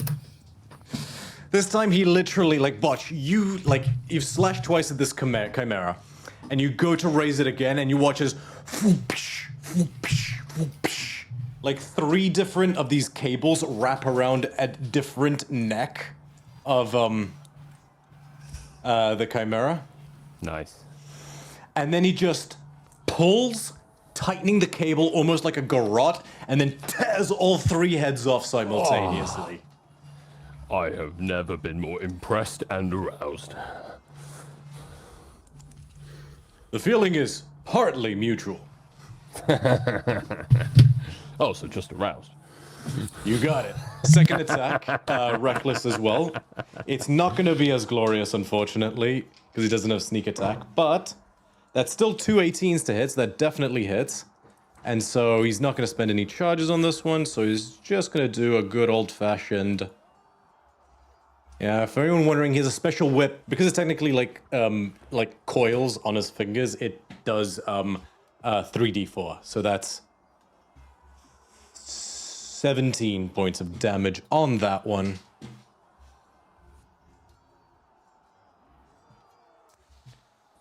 And then, as a final point of order, he literally, so he manages to whoosh, he wraps like one final cable as a bonus action round the ram's horn, and then he yanks it like he basically drags the ram's head and makes it like bash into the lion's head, dazing it for half a second and using the help action to give Amalia's echo advantage on the next hit. Archer's already gone. Amalia, your turn. Oh no, we've lost her again. Okay, Scotty, do you want to pick up? I can do. I feel bad every time she disappears just before. Trust me, I know for a fact she doesn't mind. And all right, okay. The situation will be remedied soon enough. Yeah, no, fair enough. Amalia is getting FOMO from missing out, so she will use her action to swap, her bonus to swap with her echo. Okay. So just a swap, I'll do that. I got it. Yeah. Oh, I got it. Thank you. And then wails on the Chimera. Like almost like, in fact, actually kind of hot, like with this one. Oh, Amalia's back. Oh, great. Amalia. Ignore what I said and Amalia can go. Amalia, Morse had you teleport, like swap places with the echo because you felt like you were missing out. Do you want to change that or do you want to use that? No, that's fine. That sounds like Amalia. Okay. You've just watched Keenthon, the guy with like the whip, like the 5 whips on one hand. Like he did he just killed, he tore all 3 heads off one Chimera. And then as a final thing, he basically like used, he aided you. He like dazed this Chimera by like bashing its heads together with a cable. He's giving you advantage on your first hit.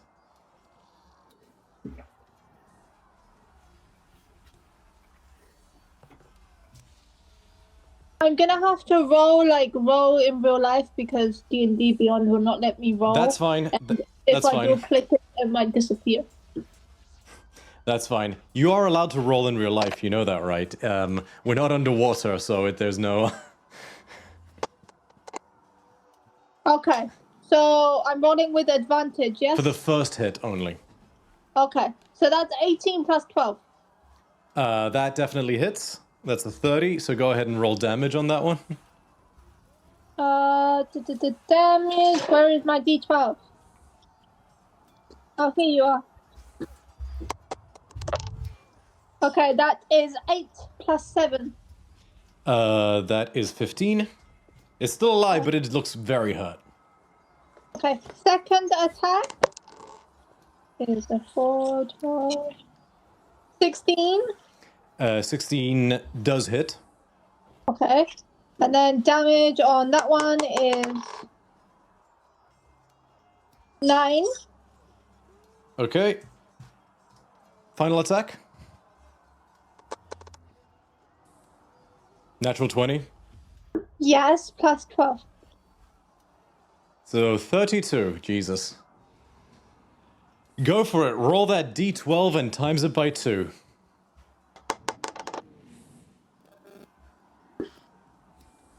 $12?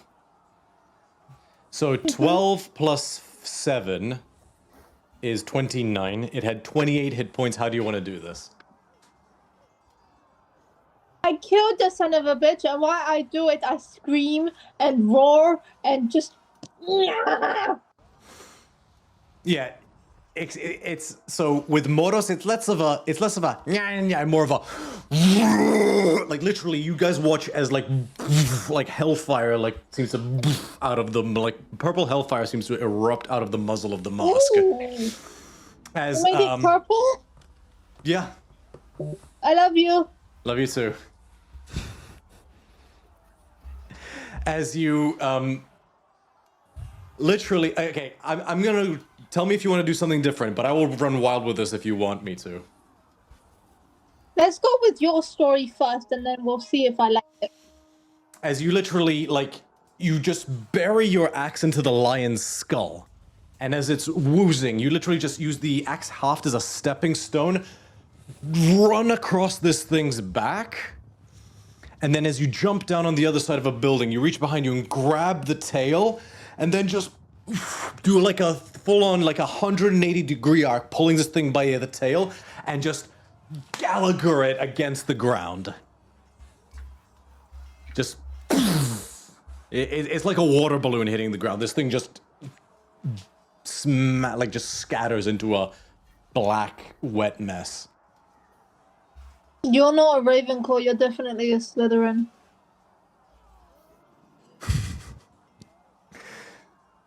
Okay. Was that acceptable? I like to think that was Ravenclaw-y creative, but never mind. Like, and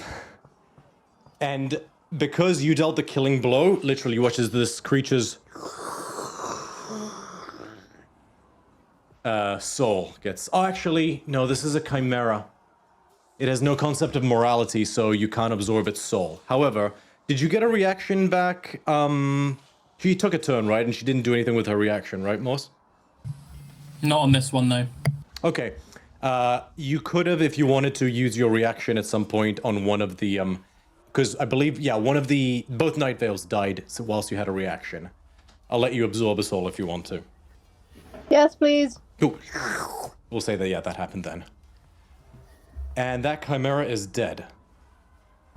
For the purposes of brevity, I'm going to say that the archers either run or are dispatched quickly. The last standing soldier that's surrounded by the hoplites, again, if we're going for brevity, is very much surrounded, and they are kind of with the trust, and just all go at the one time, just kind of dispatched together. And they just tear this thing apart. Yeah. You turn, and you all and so combat is over, and you all turn and gather into this, like, basically into the street. And you're like, and then the hoplites march up to you after shaking off the stun. I think that was enough time. But you turn and you see encroaching from, like, both sides of the street. Actually, from one side of the street, another horde have returned. It's just an endless zombie. Can I get everyone to just for fun? Can I get everyone to roll me a d20? No. 5. 14. 3. Xanthia rolled an 18. Hilera rolled a 2. 13. So 2 is the lowest. Yeah. Actually, do I do lowest or highest? No, I'm gonna go. Who is the highest? Xanthia for his Xanthia had 18, an I 18. think. I think Xanthia. Nah, fuck it. Tamara's not here, so I'm gonna do the lowest. Hilera. Okay. You know what? I'm sorry I'm retconning it, but I'm just gonna decide this arbitrarily because it's funnier. So sorry about that. Jason. Don't worry, Yes. it's not a bad thing. As you all stand up and prepare to face this horde of undead, you hear, your ears stand, like your head, the hair stands up on the back of your head, on the back of your neck. As you feel this breeze and you turn, and like in slow motion, you see this literally like 10-foot wide circular saw blade pass like almost by your cheek, like just right next to you. Like, and even you shudder for a moment because like with your perception, you see this thing and you realize what this thing can do. It just comes up from behind you. And you're like you literally shiver for a second as like, oh my god, like what the fuck? But then this saw blade just bam, just starts bouncing off of the buildings, and just like mows down a whole section of return. Just like it's basically like this bouncing saw blade starts going haywire, and then just like literally just like a lawnmower bounces back and forth. This disc of annihilation, if you will, bounces back and forth and just mows down these undead. I can't leave you alone for 5 seconds, can I? It's Doxos. As you turn to see. Who did you think it was?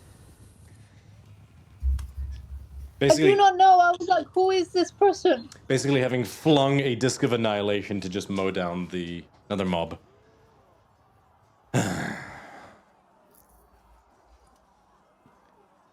All right. Most of the people are safe. We got them into the Citadel. The forces are closing ranks, but a small group have been cut off. They're still holed up near the Temple of Triumph in the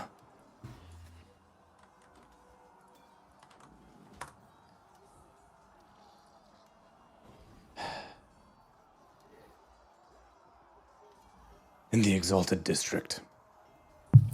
You know that district, Hilira. As Scotinos will float back to the group. I've still got probably about 10 seconds left, and as he used to say, like his mouth is kind of closed up again, and he looks around and kind of Travolta-esque again, just goes.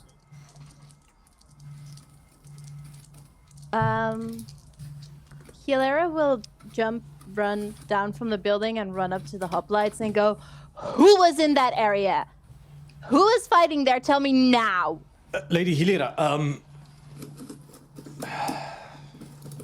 he looks down, trying to find the words, but he says,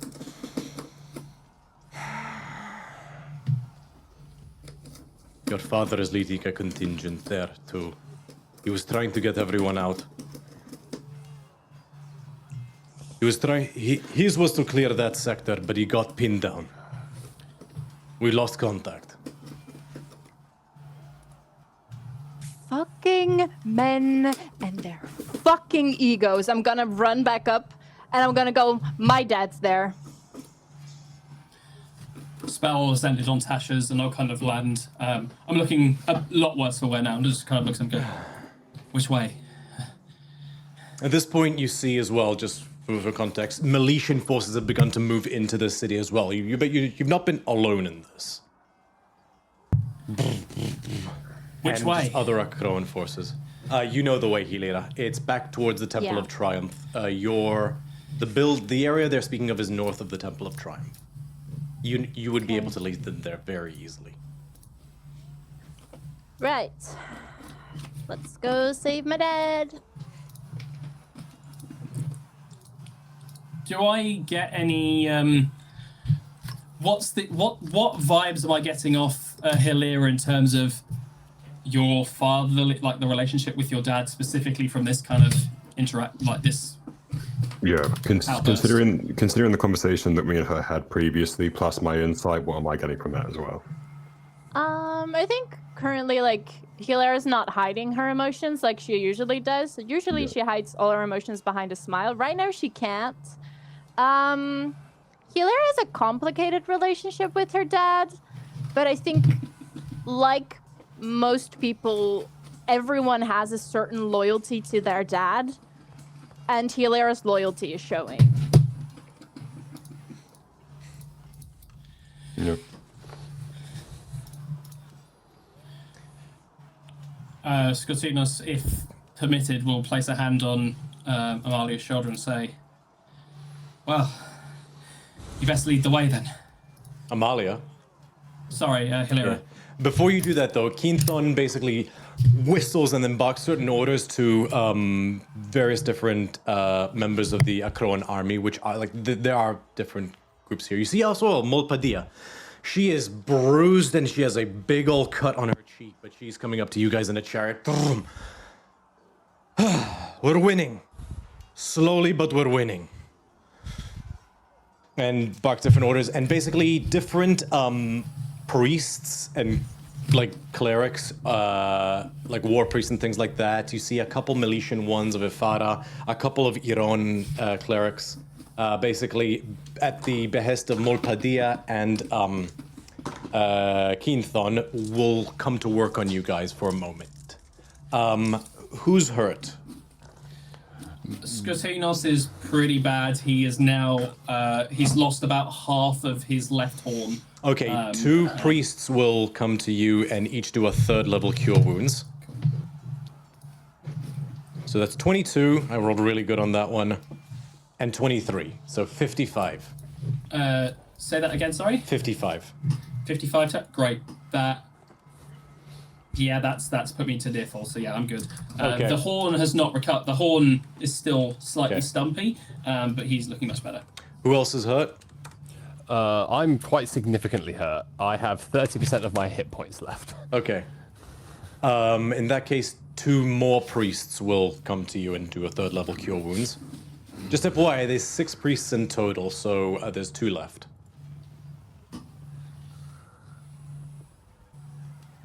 Ugh, not as good. 12 and 20, so 32. I will take it. So there's 2 priests left. They're trying to they are pouring resources into you in order to because you guys are like the big gun, to be sure. I think botch might be worth just putting Yeah. Yeah, I was Probably. gonna say if anyone comes after Jason, he would immediately tell them to go straight. to Jason, botch and no. go. You are very much hurt. Yeah, how are need you healing. doing? You When- need healing. if you say that, he'll look to you and he'll just say very sternly, just stop. And then he'll tell the priest to go straight for botch, and he'll basically talk to them to be like, get him healed up as much as you can. And then I'm walking to Hilira. Okay, so Xanthia lost about 34 hit points. So just if we have some left, they can go to Xanthia. But I Okay, think Butch so- needs them more. Botch, you take another 16, Xanthia takes another 15. I'll take it. Any potions that we have left? I've already used. Skotinos has used all he had. Anyone got potions for this moment? Xanthia has a shit ton of potions. Do you want to... Butch, do you want a supreme healing potion? Oh, I've had far too much. I'm much better now. Thank you. Seriously, how are you? Do you need... I've got about half my hit points left. Okay, take a supreme healing potion, which is Jesus. 10d4 plus 20. Alright, I'm I have using, a one-charge healing if someone wants it. No, you. Sorry? Are you talking about your helmet's empty right now? No. I have an actual potion in my backpack that says Potion of Healing Greater, one-charge healing consumable. Yeah. Keep it. I'm down. in case we need it. Hilera's down 5 hit points, so she's doing great. Yeah, because I haven't lost that many hit points because I got 32 back, so I'm currently on 152. How does Jason look? He's fine. How does want he? the potion? That was player to player. How does he physically look? He's, more than half. Sorry, Hilera, what was it was Yeah. 24 plus what? 20. Plus 20. 44, Oh, I so recovered 44. 50 hit points. Nice. Yeah. I'm mostly back up to full health. Okay. That's what we need. Jason, do you want a greater healing potion? If you hand it to him, he'll take it, but he's still staring at you. Well, Xanthia will give it to you because Xanthia has them. Wait, if Xanthia's doing it, Jason will take it from Xanthia. Okay. I also have superior, so do you want superior or greater? We might want to save that. I would yeah, say keep the superior on Xanthia Okay. since she's the tank. Yeah. Okay. So that's 4d4 plus 4. Oh, he'll take it. He just won't use it yet. Fucking hell. Okay. I'm obnoxious. great. Was it greater, right? Yeah. Yes. I think Skotinos will kind of come over to Jason and we'll just kind of quietly, but not say much about it. We'll just kind of in a low voice and go, "You can't help us if you're dead, Dad." And I will kind of playfully elbow you as I use an instance of Farrakhan's balm to give you just a small pickup of 1d8 plus 5. Right. Oh, plus 3 actually. Dyson will look to you and he'll kind of say to you and Sylvan, I have no intentions of dying today. Response in kind. Good. That's it. And then we'll look over to Molpadir as we come over there. Kind of look at what she's on and look at us well and go, I need your soldiers, your fighters, and your chariots. She like does this, walks up to the nearest pillar, puts the shoulder back in. Whatever you need. She whistles, and then like these three chariots, these three Miletian chariots. These ones seem to be larger. They have a driver, which seems to be staying on. So the driver will drive. You guys can do what you will do, and then there's basically 3 spots. I'm so glad to have got a Terminator reference in, and that makes me very happy. Yeah. I'll jump in at one and be like, let's go. Amalia, take this. And she just puts her hand on your helm and she's only got a 2nd level one. She's an Eldritch Knight, but she will give you Shadow Blade. What the heck is Shadow Blade? You'll find out. It does, you'll find out. For fuck's sake. Okay. It's good. So, you know how I made the mistake during the fight with Praxetes and let you take multiple attacks when technically you can only take 1 with Flame Blade? Shadow Blade lets you take as many attacks as you want. Okay, but what's so shadowy about it? Why is it called Shadow? What does it do? It's a blade made out of shadows. It's literally a blade made out of shadows that does 2d8 psychic damage as its baseline. It does a lot of damage. So you, Okay, I'll take your word for it. so but for I'm your not so axe, sure. you do 1d12, right? It's like, I prefer my axe. Fuck you and your blade. Axe. I mean, she can take it back. Okay, so it's a sword made out of shadows, yeah? Yeah. It does 2d8 damage, so 2d8 dice instead of 1d12. And then you add Okay. your 5. And it's psychic damage instead of slashing damage. And I'm adding a what? A 5? Well, yeah, so it's still a weapon. It's instead of a d12, it's 2d8. Okay. Okay, mister. We'll go over it in our spare time for next session. Because as you Thank you. basically... I mean, if you want a different spell, she's got a couple. But then, like, they can put a few different spells in there. What she got? Yeah, Well, otherwise- Molpadia only really has Shadow Blade and Darkness. What's and darkness? shield. What? I can make a person go Oh, blind. shield might be. Oh no, because it uses your reaction for that. No, Shadow Blade would be better for Amalia. Yeah, I was gonna say Shadow Blade is the best one for it. Darkness would. They're gonna be see through darkness. They don't have eyes. Is my icy thinking. They might not have dark vision, but I'll be honest. No, So yeah, I what- think Shadow's good. I can still slashy slash with a sword, it's fine. I mean, again, I can do something else. Like what?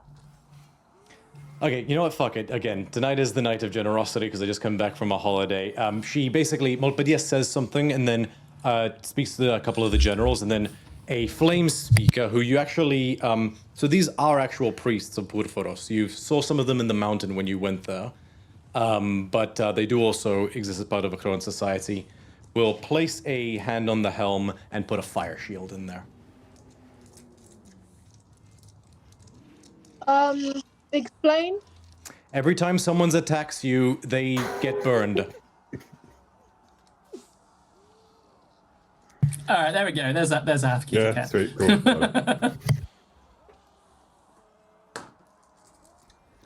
And it just happens. You don't have to do a reaction. Just every hit, 2d8 fire damage.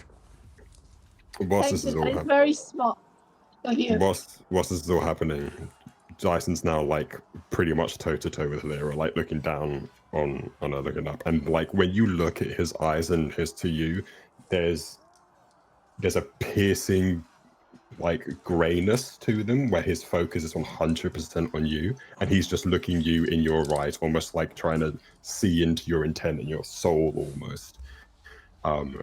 And he just looks at you and he just goes, I can see that you are fueled by emotion right now. Family has this effect.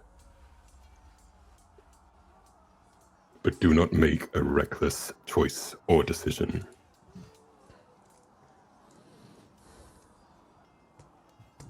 Right. Reckless decisions are kind of my thing, though. When you say that, he looks at you and goes, "Now's the time to make a choice. Are you going to continue to be reckless and risk all of this? Or would you let us help you as best we can and keep yourself safe to save your father?" And when he says save your father, there's a look of like, it's not a case of like, "Ooh, let's save dad." It's a case of he can see the loyalty and your intent. And it's the case of like, you almost, I mean, your passive insight is really high too. You can see that he's made stupid decisions based on family before, and there's been big, like, bad from it. So it's that thing of just like, it's almost like he's trying not to break, and it's like maybe you might see like a welling of a tear on like the protection of the family stiff, but just like make the right choice, and he just stares you down. Right. But if you guys are into danger, I have to save you guys. That's what I was doing. And I'm sure you will. What I need from you now is to focus your emotions. Okay. As best as you can. Okay, but like, what do you want me to focus on right now? Don't do anything rash or stupid. If any one of us is in a position to tell you to do something, and when he says that, he's like reverting back to him saying, "Don't come up here." You see him going, "When we tell you to do something, trust us. We have your best interests at heart." And he kind of looks at Xanthia for like a secondary motherly advice. I think Xanthia has like her arms crossed and is just kind of nodding. She agrees. And Scotty, you know Jason as well for like long enough to understand the concept of this and like the fact that this is just the way that he is. Yeah. But I would probably say that Jason kind of looks to Scotty as well as like a secondary brotherly thing. Yeah, Effectively, Jason's trying to get the family in on being like, "Listen, we're with you, but let's not do anything stupid." Like he will pause and kind of like just quietly step forward and go, "I believe Tempests have lost people before. No more. Not tonight." Right. Okay. Daxos Can we go see sides my up to dad you, now? Helira, says, "And hey, Hi. if you just gotta do something crazy, tell me, I'll back you up.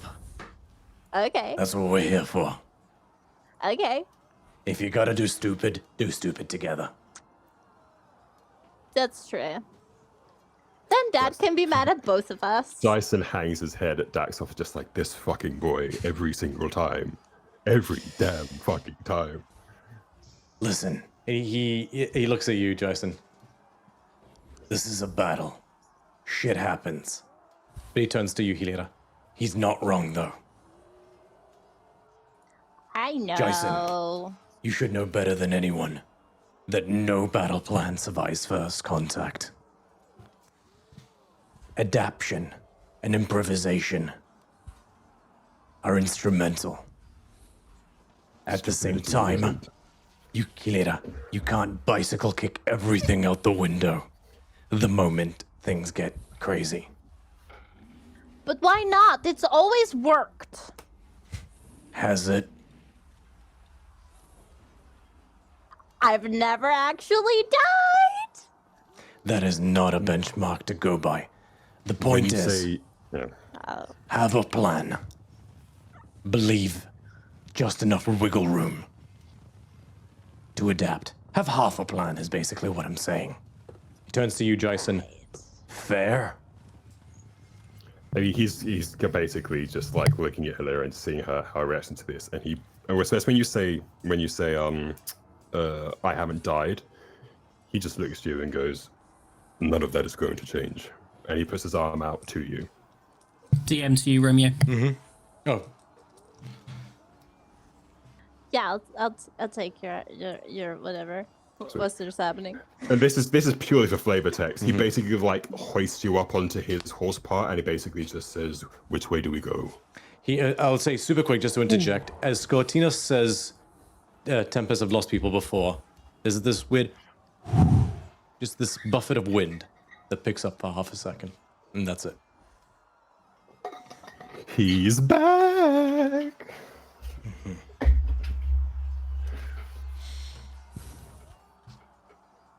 As you hoist her up, Daxos just like if there is but a moment, Daxos pulls you aside, Jason, and says, "I get it, and you're right, but at the same time."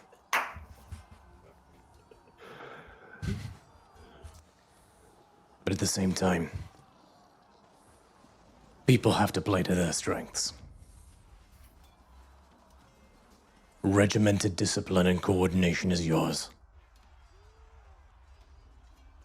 I'm just asking if there isn't a point in the middle. Is it? I'm assuming Hilaria's got her hands actually covering her ears, right? Yeah. Fantastic. Dyson looks at Daxos and goes, and kind of like just you for the first time you see his like stony vision kind of break. Yeah. And And- this is unfortunately not a case of looking down, because just to be extra, Daxos is literally just hovering, just to meet Yeah, your yeah, that's eye. right. Yeah, but he kind of looks to him and he just goes, "Someone with this much power, who can use it wisely, can do great things. Someone who does something to protect family can do even greater." And he gives basically Daxos a wink of just like, "I expect her to do what must be done." And then basically you will feel like the buckaroo, Yeah. Hilera, and then he just goes, "I said, which way are we going?" You are muted, darling. Oh, that way. You hear in your brain. And the moment you Because I say was that, muted. the moment you say that, Jason takes off full tilt, letting Hilera take the reins, literally and metaphorically. Driver, follow that cart. So, a horse has a speed of like 50, right? I mean, this is all more for flavor text anyway. I think Hilera moves faster than I do anyway. No, this is for a completely different reason. How fast can he fly? Mine's 45 feet currently. If he's in Tasha's guys, it's fly feet of speed of 40. No, not that. Features and traits. Sorceress, magic, otherworldly wings. Daxos isn't as fast as you guys, so he'll basically like he'll hold Defili because he can, like, and they're levitating, but he's holding like a rope to the back of one of the chariots and letting. Basically, he's using his flight more as a weightlessness and being towed, because otherwise he's not fast enough. That's the power of love.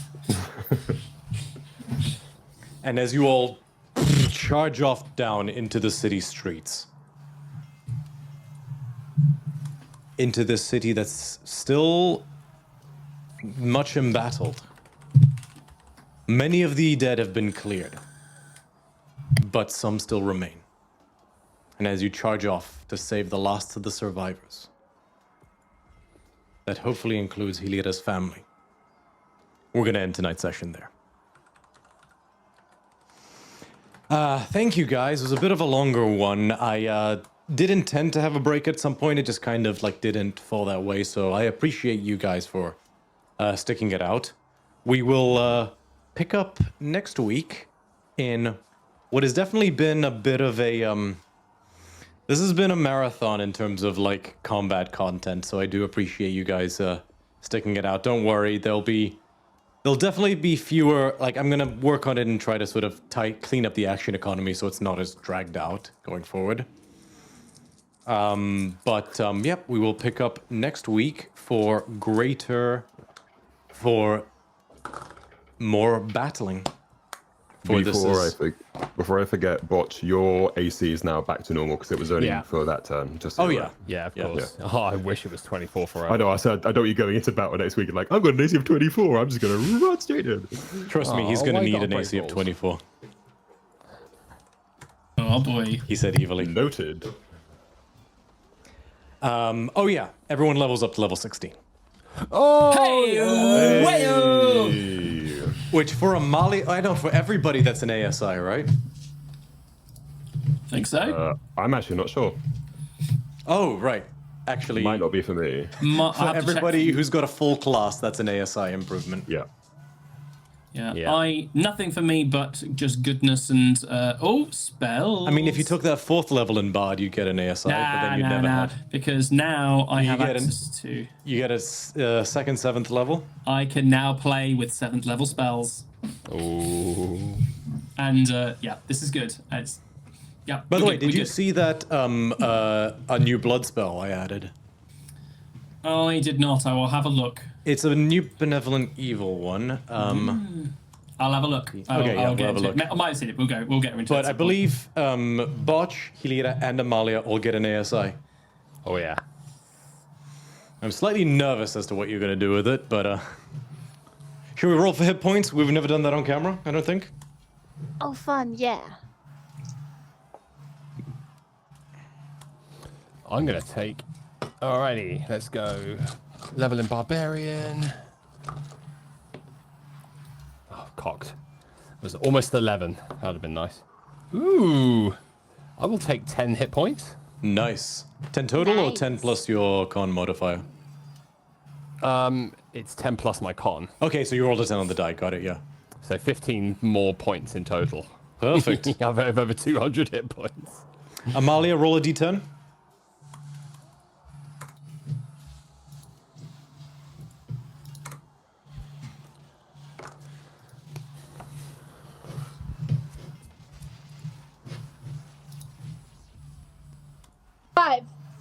Okay, I will increase your hit points for you. Oh, you are 1 Love point you. shy of 200. Nice. Oh. Boss. 199 hit points. And, babe, you and I will talk about what to do for your either ability score improvement or feat. Okie dokie. Oh my god, hey, wait, what's your ace? What's your con? Oh yeah, your con's already maxed out. Oh wait, your maximum is increased because of Erebos. Oh god, if you took, you would literally gain another 16 hit points if you just took a second ASI in con. But we can talk about it later. Scotty, what'd you roll? Well, I've always done the average, the automatic one, so right. I'm up to 117. Yeah. So Ilira, that's did good. you do the same or did you roll? No, I'm rolling now. 8! Nice. Okay. Nice. I don't know if you're in contact with Tamara, but would you know if she would want to roll on camera or if she wants to do that herself? Well, I just messaged her that we leveled up. I'm not sure if she knows if she's gonna do more sorcerer or if she's That's gonna fair. stay with So Pally. we will do that separately and we will talk about it next session. And I believe that's everyone. Oh, Jason, what'd you roll? No, mine was the same. I looked at the average, and the roll was exactly the same. So I'm good either way. Okay. I'm gonna say Defeaty leveled up as well because she was the same level as you guys. She's just gonna take another level in Warlock, which means a D8, and she rolled. Wait, is she? Oh, she's fixed, so I'm just gonna level her up. Cool. So yeah, that happened. Oh, she gets an ASI, so I'll sort that out separately. So yeah, little treat for you guys. Don't want you guys to think that I'm leaving you hanging, or that you're not gonna fight Timaret when you're at level 20, because I said this was gonna be a level 20 campaign. But thank you so much to all of you. We'll do our quick shout-outs first. Creator Dashboard, Distal's Place, and Pixelated Bunny. Thank you both so much, especially Distal's Place with the... Oh yeah, Pixelated Bunny is part of Distal's Place, so just collective thank you for the posture checks and the subscription. Franica Jackson, thank you so much for the follow. And that brings us to our lovely players. Starting with... let's start with Daddy. Alex, would you like to tell these fine folks about yourself? Daddy. Yeah, sorry, you said daddy and my brain went somewhere. You can find me at Xander Lee VA on the Clock app. I do voiceover work, and I'm starting to look into readings. Nice. Speaking of which, I want to talk to you about something related to voice work at one point, but we'll talk about that later. Anything else? Nope, the rest of my socials are private. Don't find me. Okay. Hilira Virla, would you like to tell these fine folks about yourself? Oh God, yes. Hi, I'm Vila, and I play D&D sometimes. Most Saturdays, you can find me on Roll Positive Gaming, where I play in the Strixhaven crew, the Chaos crew, where I play Ilithia Paladin with Amnesia. It's very fun. Then on Sundays, I'm here playing Hilera, your friendly neighborhood Chaos Cleric. And then I have Instagram. It's Rilla.Louise with an E at the end, and that's me. Awesome possum. That brings us to Morse with his announcements, shall we say? As always, well, first one, just a heads up for everyone, I won't be around next session. I'm going to be in a field dressed as the Yellow Power Ranger with a big squirrel on top of my head because I'm going to Camp Wildfire. Anyone going to Camp Wildfire this year? Look for the Power Ranger with a squirrel on his head, courtesy of wonderful Ali here. I'm gonna say in game, Scotty was subjected to the worst true polymorph of his life, and he is also a Yellow Power Ranger with a squirrel I on his mean, head. that's I'll take it. It's great. The Yellow Power Ranger, 2 squirrels, go squirrels. As always, what makes our game awesome and what makes most games awesome is all that content that we find. Big one, for example, Rakdos that gave this amazing map that we play with. It's the first map in forever that hasn't taken 3 years to load because it was a decent size and loaded perfectly. So amazing. So if you have those content creators that you know and love, cop them through few whatever currency you have, because that means they can keep doing their awesome stuff. And that's all from me. Your computers are weak, their bloodline is weak, and they will not survive the winter. Wow.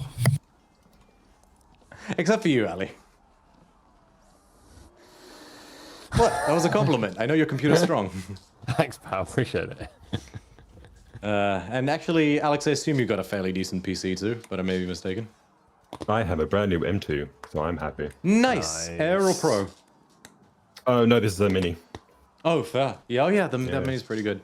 It's actually really good. Highly recommend Yeah. it if you don't have the money for a full Mac. I got the M2 Air myself. Pretty great. Violet's going to be on this going forward. Very true. As in, she's using it. She's not I'm not gifting it to her, but just to clarify, It's basically that was heartbreaking. I was gonna say, what a sweet moment. I'm not that much of a money bag. Violet, speaking of, would you like to tell these fine folks about yourself? I has Instagram. It's Violet_Riddle_, and it is fashion cosplay based. That's it. Perfect. And last but certainly not least, Ali, would you like to tell these fine folks about yourself? Heyo, I'm on Instagram under @AngelUndies. I like to do commissions for people on 3D printing stuff. As you've heard, I've made a full helmet for Morse to take to a field and party with. So that's being shipped out and will be with him very soon. So excited, man. Super excited. Oh, the Did you pressure. paint I it hope as you well? like it. Yes. I did, and amazing. even got the little squirrel, club squirrel motif on the back. So Yeah. yeah. And a full visor. Done the whole shebang, man. I don't good. go half-ass on my Epic clap. projects. So yeah, if you want anything, let me know. I do D&D props, I do D&D minis, I do cosplay props, I do it all. So let me know if you need anything made. Chances are I can do it. Cheers. Cool beans. And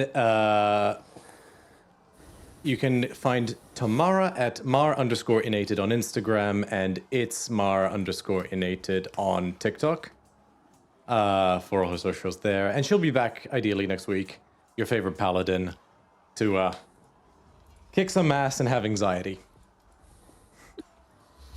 As for me, you can find my cosplay account on Electrum_cosplay. Stay tuned, because I'm going to be starting work on stuff. I just announced my lineup for October MCM, in which case we'll actually all be together for the first time, which is going to be cool. On October MCM, you can catch me on the Friday as Captain Atom from DC Comics, on the Saturday as Loquacious Sealy, because I will be cold in the ground before I'm not going to use the opportunity to take a photo with Sam Riegel as Loquacious Sealy, and I managed to convince Violet to do Bolo. So she's going to have a sign that says, "Nice to meet you, I'm Bolo." Nice. It's going to be great. And on the Sunday, you can catch me as Halzen the Druid from Baldur's Gate 3. Along with everyone else playing Baldur's Gate 3 characters, most likely. Yeah, except I'm going to be the only Halzen who has a tank top over the cosplay that says Bear Daddy. Okay. All right. And I'm going to have like bear paw mittens.